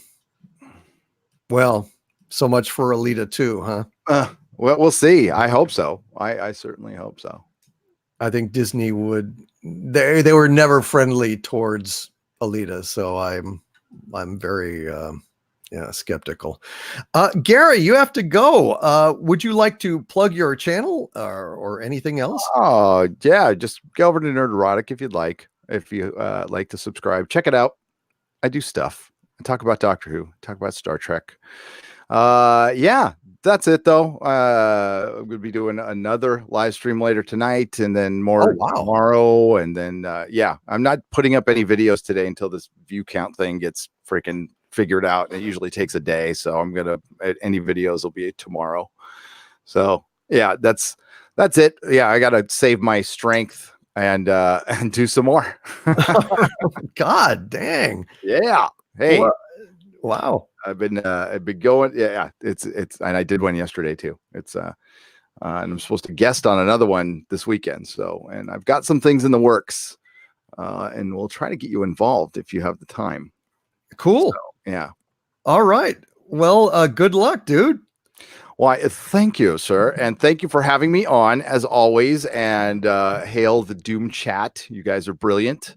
And we'll be back next week, or I'll be, together next Thursday on my channel. And then we got the Inquisition on my channel on Sunday. Yeah. This Sunday. There's plenty to talk about. Yes, absolutely. Is it on your channel or my channel this Sunday? I'm not really sure. No, we did it on your channel on Sunday because I was in Vegas and I had that whole right. Whew, God, that was horrible. I was just like, oh man, it was like, and I was struggling with this. Yeah. Okay. Yeah. Well, listen, have fun. Get some food. I will. Yes, I'm going to eat real quick. So take care, everybody. Thank you very much. Thanks to the wrenches. And hail to Gary. Hail. Bye-bye. All right. Well, I'm going to stick around just a little while longer. See, I can get through some of these super chats here. If you don't mind putting up with me for just a little while longer, folks. Let's see what we got here. Valentine's Tube with a $5 super chat. Thank you very much, Valentine's Tube. Said to Gary yesterday, they don't own these myths and legends. We do. We are the keepers. We are the source. Period. Our kids shall carry our geek DNA. Well, that is absolutely true. We are the custodians of the flame. We keep the fires burning. We keep the true faith alive. And those of us who have kids, it is very, it falls to us to make sure that our kids are getting exposed to the right kinds of entertainment. Do not let your kids, for example, see the first Little Mermaid in a cheap knockoff live action version, right? When they go ahead and reboot Star Wars and make it all about Leia being a hero in the Force, don't let your kids watch it. Make your kids watch the real Star Wars. Same thing with Indiana Jones before they turn it into Indiana Joan. It falls on you guys to protect that flame, especially those of you with kids. I do what I can on my channel, but ultimately, folks, the children are our future. Teach them well and let them lead the way, and make sure that they stay pure in their mythology. Thank you, Valentine's Tube, for pointing that out. I think it's extremely important. We are the keepers. We are the source. Jonathan Frost with a $5 super chat. Thank you, Jonathan. Says, now I want to buy a Captain Marvel hoodie and burn a huge hole in it and wear it. Well, Jonathan, I would advise you to buy that Captain Marvel hoodie secondhand. Buy it off of a kid that already has one or something. I don't know. Because you don't want to even put a dime in Disney's pocket. Not even for a political point, But I love the way you think, Hell, you might even burn a hole in it and put patches on it that are antithetical to the Captain Marvel message of whammon power or something like that. Yeah. Gee whiz. That's almost like magical +5 conflagration anti-snowflake armor. You put on this Captain Marvel hoodie and it's got, I don't know, like a patch of, country music, Waylon Jennings on it. It's got a, Cobra Kai sticker on it. It's got a, goddamn Chuck Norris, embroidery and shit like that. It's got a big hole in it where the Captain Marvel logo was. And it just radiates such a toxic level of masculinity and anti-Captain Marvel-tude that you just walk, just go to like a coffee shop and walk through and you'll see all the SJWs just burst into ashes, just leaving like, soy lattes just littered throughout the place, half drunk. I love this idea, Jonathan Frost. You're a genius, sir. Thank you for the super chat. And if you make this happen, please send me a picture. Send me a picture of you standing there proudly in your anti-SJW snowflake melting armor of +10 devastation. And take a picture of all the empty coffee cups and the floor littered with ashes. I would love that. Mark C with a $5 super chat. Hail Mark. He says, Gary, DM me the Doctor Who merch guy. My 10-year-old would be happy to spend some of my money with the guy. Well, I will mention it to Gary Mark C. I'm sorry that he departed. But he had, apparently he's got another thing going on. Jeez, gonna stream again? That's crazy. I won't be streaming tonight, but I will be streaming tomorrow. I will be celebrating my 40,000 subscriber anniversary celebration, what have you, the milestone. 40,000 subscriber milestone tomorrow. It'll either be at 6:00 p.m. Central Standard Time or 6:30 p.m. Central Standard Time. Mary, I'll talk to you about it. But yeah, it's amazing. In not yet 2 years, I've went from 0 to 40,000, and it's just been such an amazing honor. And it's all because of you guys. And I cannot wait to actually celebrate with you all tomorrow night. We'll have a Friday Frolic edition, Friday Frolics 40K edition. Harvey will be there, probably Shatner and Lieutenant Columbo, maybe Jimmy Stewart will show up, and it's a fun time. It's going to be had by all. Thank you, Mark C, very much for that. I will pass that information to Gary. Michael Maloney with a $5 super chat. Hail, Michael. He says, I'd kick in for a UFO reboot if they came up with a proper story arc. Oh, man.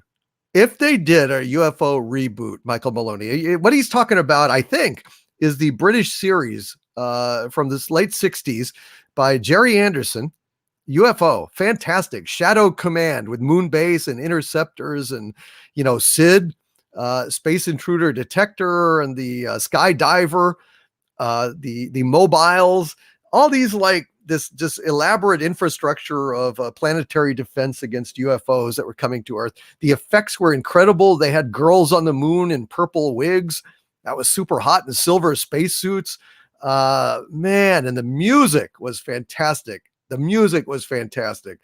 But if they were going to do a UFO reboot, I would absolutely skip it unless it had the exact same aesthetic. I mean, I would actually be down just to see more of what somebody like Ron Moore could do with Shadow and the UFOs. But I would have to adhere to the Jerry Anderson 60s aesthetic. And it would still have to be set in the way, way far-flung future of 1990. Otherwise, I'd boycott it. Thank you, Michael, for loving UFO. Na na na na na na na na na na na na. Great show. I've got like UFO figures, and I've got the saucer. I've got interceptor, skydiver. I just love it. Absolutely love it.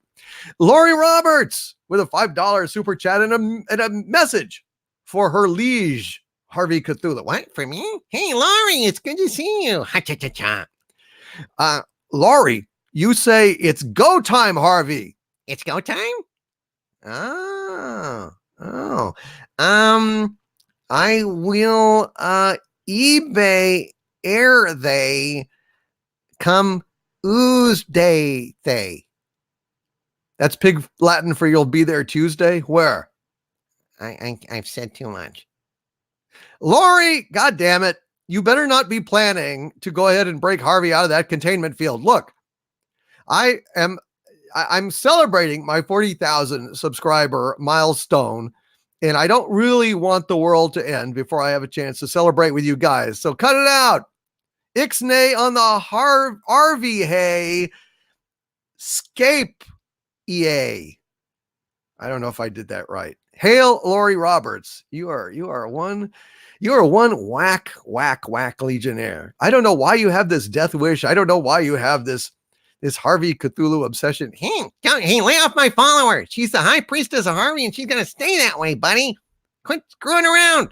Get back to your little UFO crap. My little UFO crap. Yeah, such respect he has. Thank you, Lori Roberts. Tito's World with a $2 super chat. Thank you, Tito's World. He says 2 Jack in the Box tacos for Harvey. Be sure I get those, damn it. Be sure I get those. Don't hog them and don't eat them yourself. Oh, don't worry.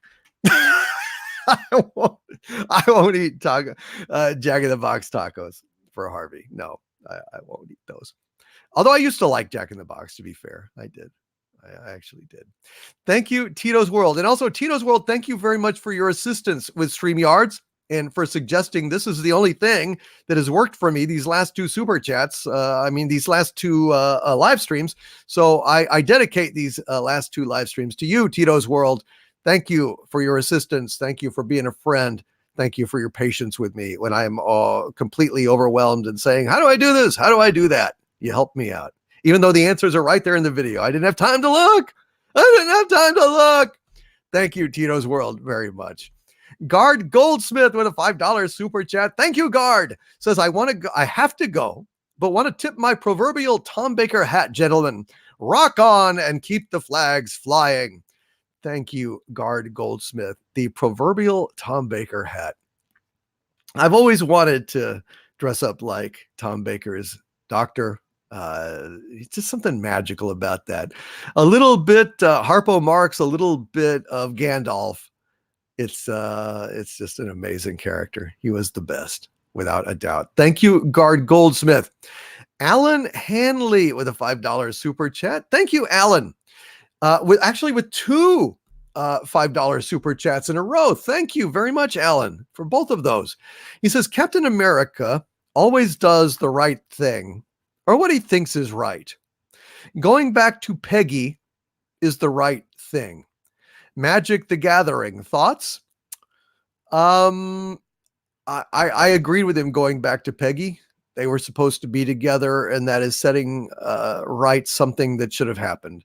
And other people have pointed out, well, this would change history. This would do it. This would do that. Look, he's Captain America, and he's saved the world many times, and he's suffered immensely and given a lot of service to his country and to his world. And if he made a selfish decision at some point to be with the woman who wanted to be with him, who he loved, I'm not going to judge him for it. You know, I just felt it was right to give Captain America a happy ending, and I'm glad he got one. Magic the Gathering, thoughts? I'm not really into Magic the Gathering, Alan, so I don't really know. I don't really know what to say about it. It's a game. It's a popular game. I don't know what's going on, if there's some kind of issue with it or something I haven't heard, unfortunately, Alan, but I will look into it. Thank you, my friend. He also points out in another super chat, my friend was in the military. They can't shoot people unless they meet the deadly force triangle, even with the sign. Well, you know, as far as we know, people that have breached the fence and stuff before have been, swarmed immediately, but not actually killed. So, your friend must be telling the truth, that there is certainly a modicum of restraint in the armed forces, especially when dealing with wacky, hippie civilians who think that storming Area 51 is a really funny idea. God only knows what's going to actually happen. I can't even imagine, but oh, dude, we'll see. At least that's interesting. Deadly force triangle, even with the sign, they cannot do it. Thank you, Alan Hanley. Selena Kyle, you had me fooled, Captain Mary Sue SJW. I thought you were a female, and that was charitable. the pictures, the old battle axe that you, good God. Selena Kyle with $1.99 super chat says, if you both go to Area 51, you can stay at my place. A very generous offer, Selena Kyle, and one that I actually may take you up on, since I know you don't look like that. Dear God in heaven. Wow. Valentine's Tube with a $2 super chat. Thank you, Valentine's Tube. Says, Gary, what happened to Bob's partner, Barry? Alive? If you mean Bob Lazar, I am not entirely sure. I tried to watch that Corsi, the movie that he made regarding Bob Lazar that's on Netflix, and I got about 10 minutes into it, and it was so pretentious and so badly done that I had to put it aside. I know that Gary actually went to see it in the theater, and so he could answer that question about Bob's partner, Barry. I have not heard that anything had happened to Barry. I'll put it that way, but I don't know exactly what happened to Bob's partner, Barry. I would assume he's alive. I doubt that. I mean, it would have been a huge stink if someone had killed him. Of course, natural causes. Who knows? I'll ask Gary. That's a good question. Thank you, Valentine's Tube. Bionic Belly Button with a $5 super chat and a song. That Bionic Belly Button. Does it vibrate? Does it julienne fries in seconds? I must know. Anyway, Bionic Belly Button says, I hope they televise the storming of Area 51. I'd love to watch everyone get gassed. Hail Doomcock, hail Gary, hail chat, and kisses to Harvey. You see? Huh? What? You see, the girls love me. I don't know why. I think they're deluded or something. Is missing a right chromosome or something. I don't know. But they do. You'll see. She said, hail Doomcock, hail Gary, hail chat, and kisses to me, to moi. Harvey Cthulhu, not to you, pal. You're slipping. Ha cha cha cha.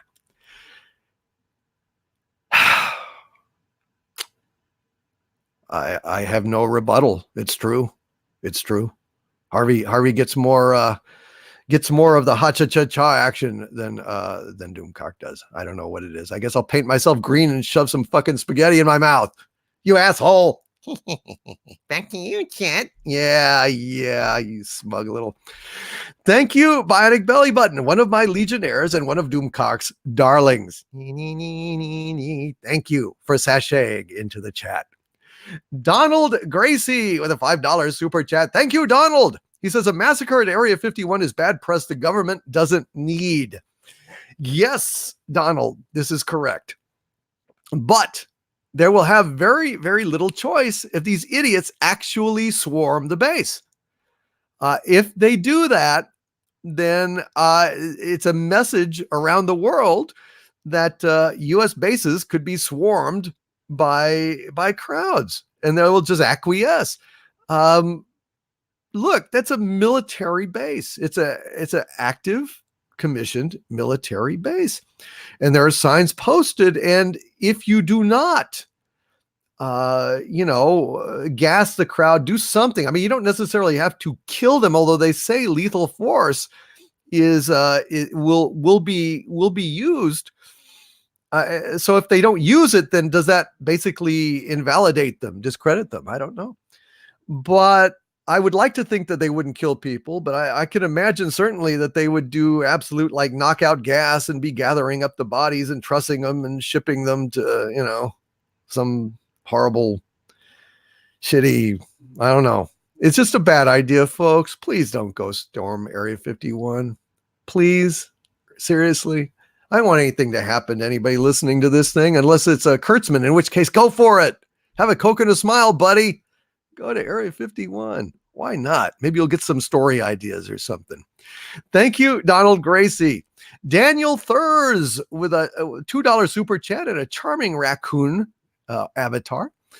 And Daniel Thurs says, brought some weirdness. Where should I put it? You know what? I've got a warehouse back there. Just go ahead and put that weirdness in there. A whole bunch of crates, one of which has a Nazi symbol burned off of it. Avoid that one. Avoid that one. Do not do any Jewish rituals and open it up. It tends to melt people's faces. Just a little word of advice, Daniel. But thank you for bringing the weirdness. We can never have enough of that. Peter Davison with a $2 Australian super chat. Peter, you have been incredibly generous today. And Peter says, can Bigfoot read, please? Is that a request for Bigfoot to read? Or is that is that asking the question, can Bigfoot read? Bigfoot cannot read. That would be my take on it. I don't think that Bigfoot has attended any schools to speak of. Otherwise, we would have had Bigfoot sightings in schools. But I will say that I could try to simulate Bigfoot reading if he could. So here is Bigfoot reading Shakespeare.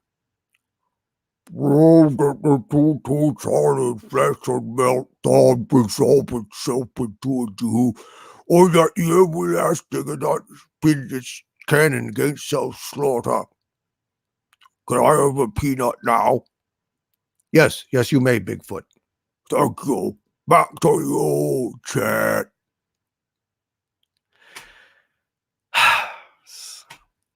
Thank you, Peter Davison. That was a Bigfoot.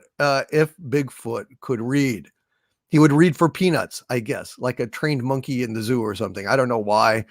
I don't question bits. I just report them. Thank you, Peter. Nina Fabiano with a $5 super chat and a $10 super chat.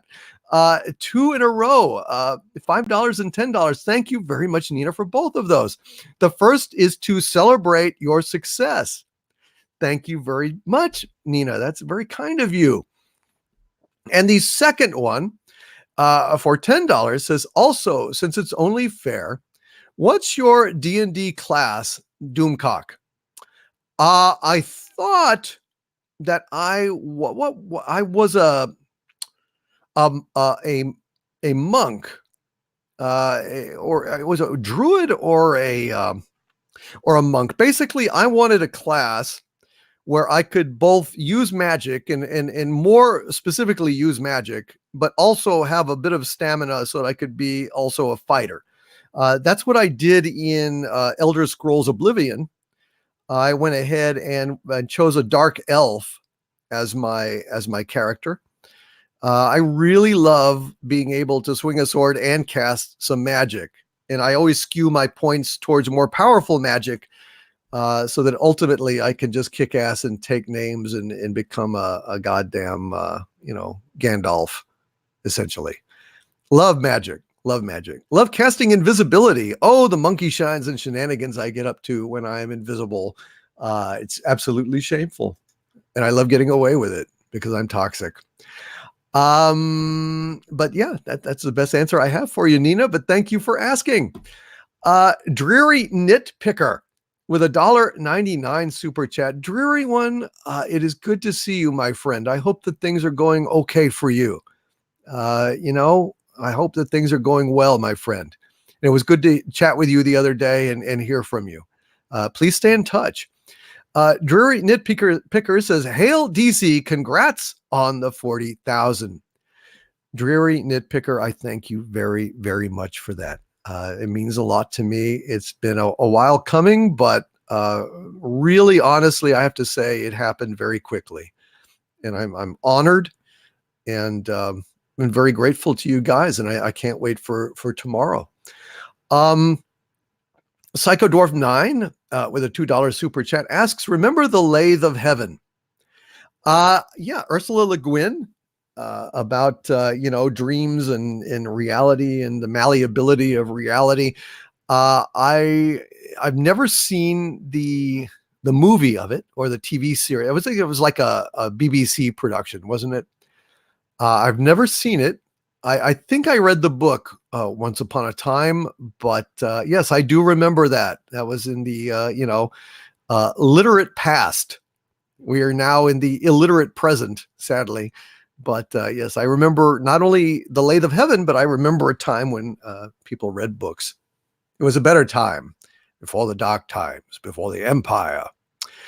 And Cardinal Sin was referring to Shatner's "Now Behave" in those enigmatic super chats. And I want to thank you, Cardinal Sin, for pointing that out to me. I appreciate that translation.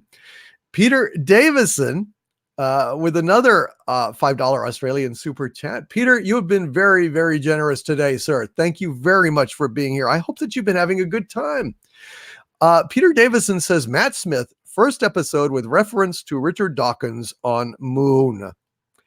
Yeah, that was Peter. And yeah, Richard Dawkins. What a guy. I've not really paid much attention to his weirdness, his cult, his profiteering, whatever. But man, I really think that there's a hell of a show in there somewhere in the future. And I'm going to go ahead and look into that, Peter, once I get a chance. I'll start with this weird episode in The Spectator. Sounds like they know kind of what they're talking about. Hail, Peter Davison, sir. May I say that you not only send me things, but you shower me with lavish super chats. And I just have to say, you are in every, video and live stream that I do. You, sir, are a true Dumentite. And I salute you. Thank you for being here, Peter. Love you, man. You kick ass. Jonathan Frost with a $5 super chat. Thank you, Jonathan. Talking about the Fruit of the Loom Mandela effect. Jonathan says, is the Fruit of the Loom Mandela effect the flap used to be in the back? Oh, hey-oh. Boy, I tell you, I don't know.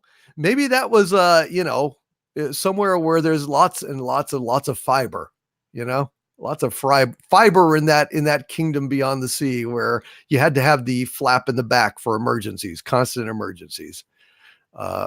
Fruit of the loom, indeed. Jesus Christ. Jonathan Frost, that was pretty funny.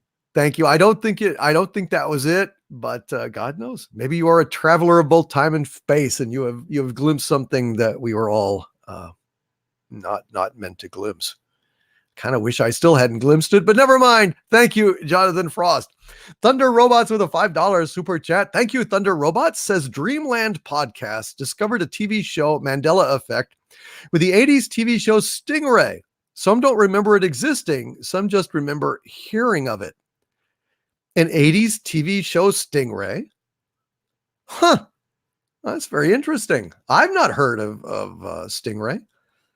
That's very peculiar. I mean, I've noticed there's a Jerry Anderson Stingray, but I think that was, I don't know, in the 60s or 70s. I don't remember it being in the 80s. Maybe it was. Maybe I'm misinformed.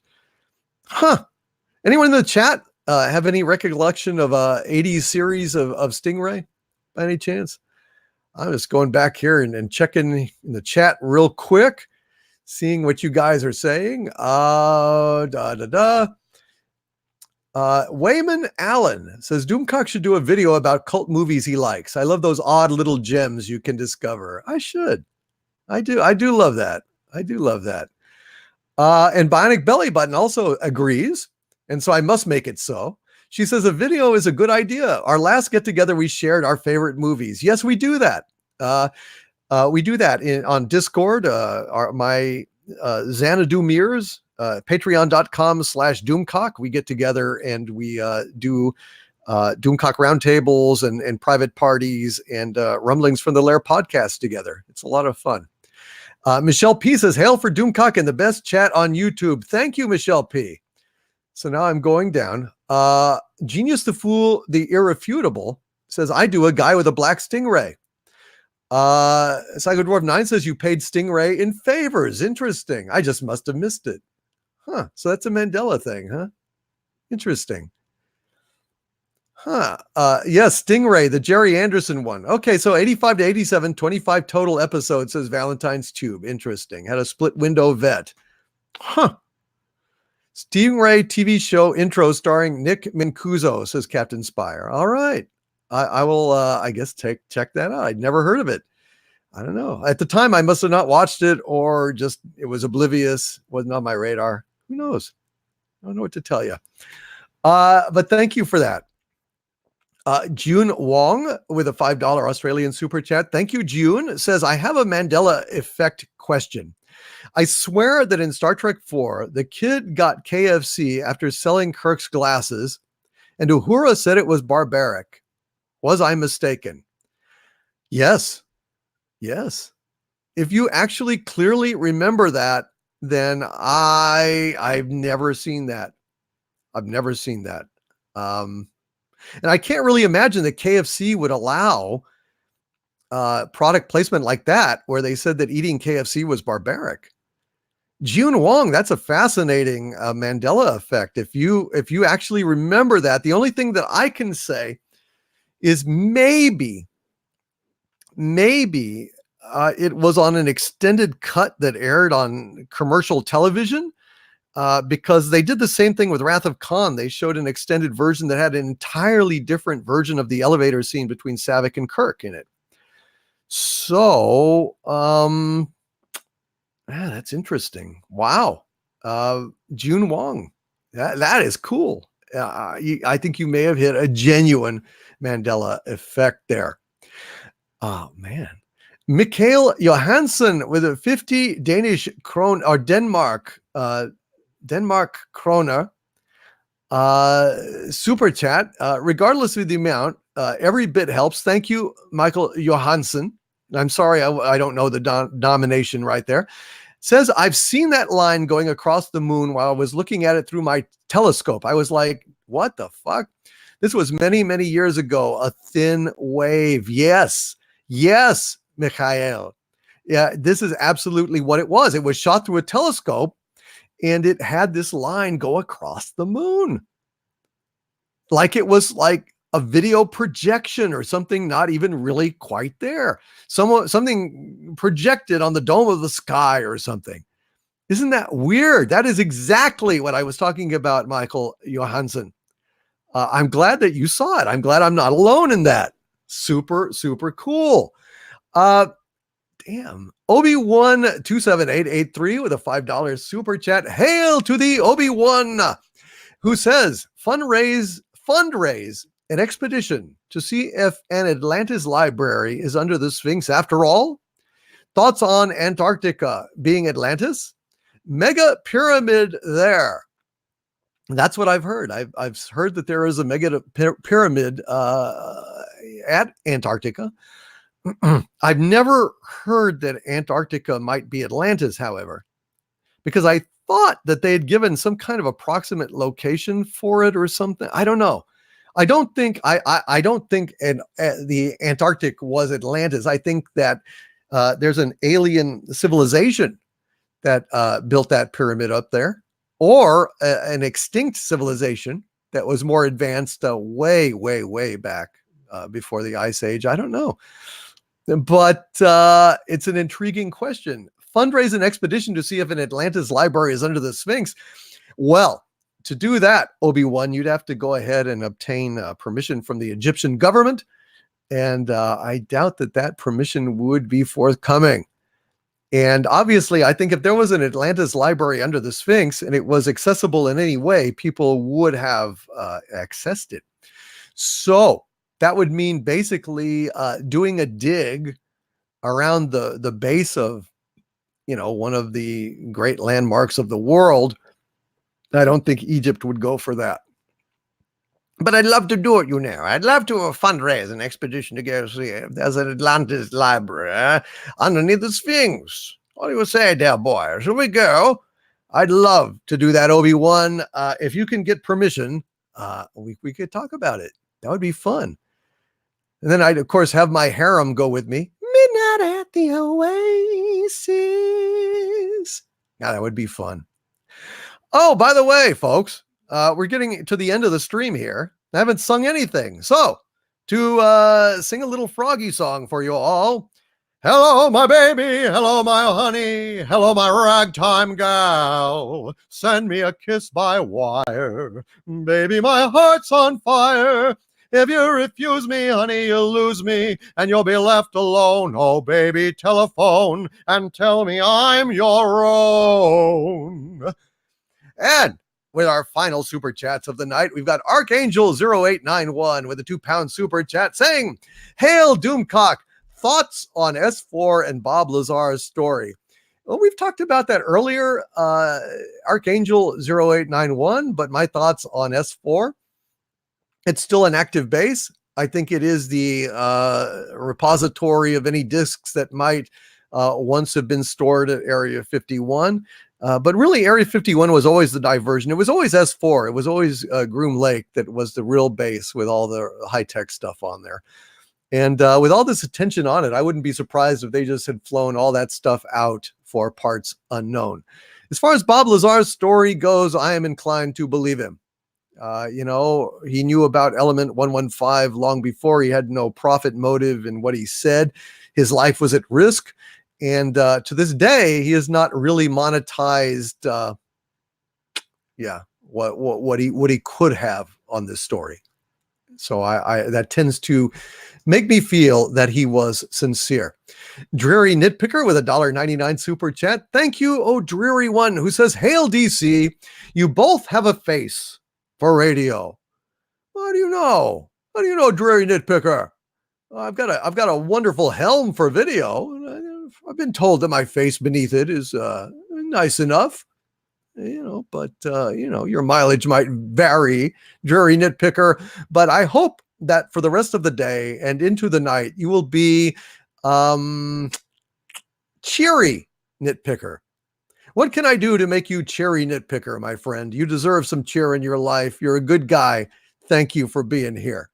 And Psychodwarf9 with a $5 super chat. Thank you, Psychodwarf9 says sound, gas, pain beam, taser. Go ahead, go. I'll watch you storm 51 from here. Psychodwarf9, who has some experience with military bases and knows full well that they are not going to take that lying down.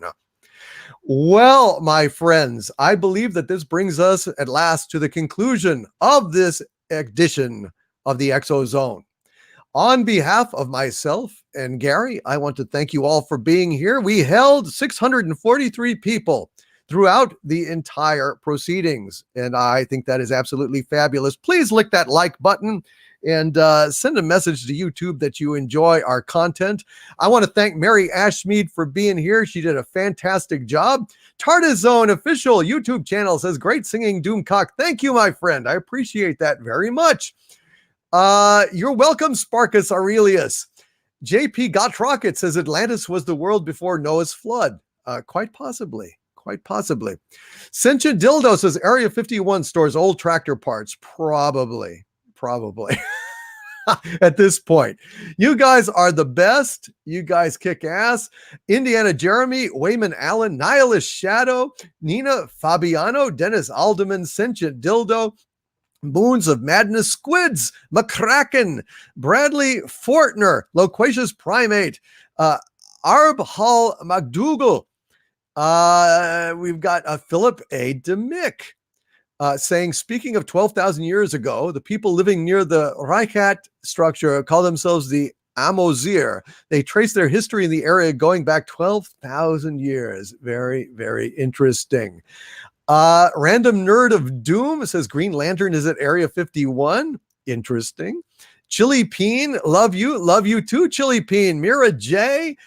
Saying, I'm nearly at 100 subs. Congratulations. Please subscribe to Mira J. She does wonderful art streams. Very, very talented lady indeed. Brian Hepburn, you are very welcome. Generial1. Good night, Generial. Wonderful to see you here. Dayhawk666 says pie. Purple Lady. Bionic Belly Button is here. Michelle P. Super fan Adam Shawhan, Legionnaires all, hello all, hi Doomcock, hello super fan Adam Shawhan, Michael Sullivan, Solanum Tinker, Spock 128, Tyron Beard, Dennis Alderman, and Arrest. Thank you guys so much for being here. Please lick that like button, push that thumbs up. Purple Lady, it is a delight to have you here. Hecate's daughter, hail. Michelle P, Mary J, yes, all the Doomcock's darlings. Thank you all for being here. Ken Jack, Ben, Stalin, Falcon, Psycho Dwarf 9, Christopher Carpenter, and Philip A. Demick with a wonderful conclusion saying, as always, no eldritch gods were harmed in the filming of this broadcast. Remember to have your SJWs spayed and neutered. Thank you, sir. Valentine's Tube, thank you very much. I truly love you, my brother, and I will always be your brother and friend forever. Thank you, Valentine's Tube. And from all of us here at the center of the earth, this is Dictor Van Doomcock and Harvey Cthulhu bidding you all, my friends, push the like button. And don't forget, got a live stream tomorrow, 40,000 celebration. And finally, my friends, as always, stay angry. Spike in Madness, Captain Spire, the Elite, Michael Sullivan. Good night, you guys. See you next time.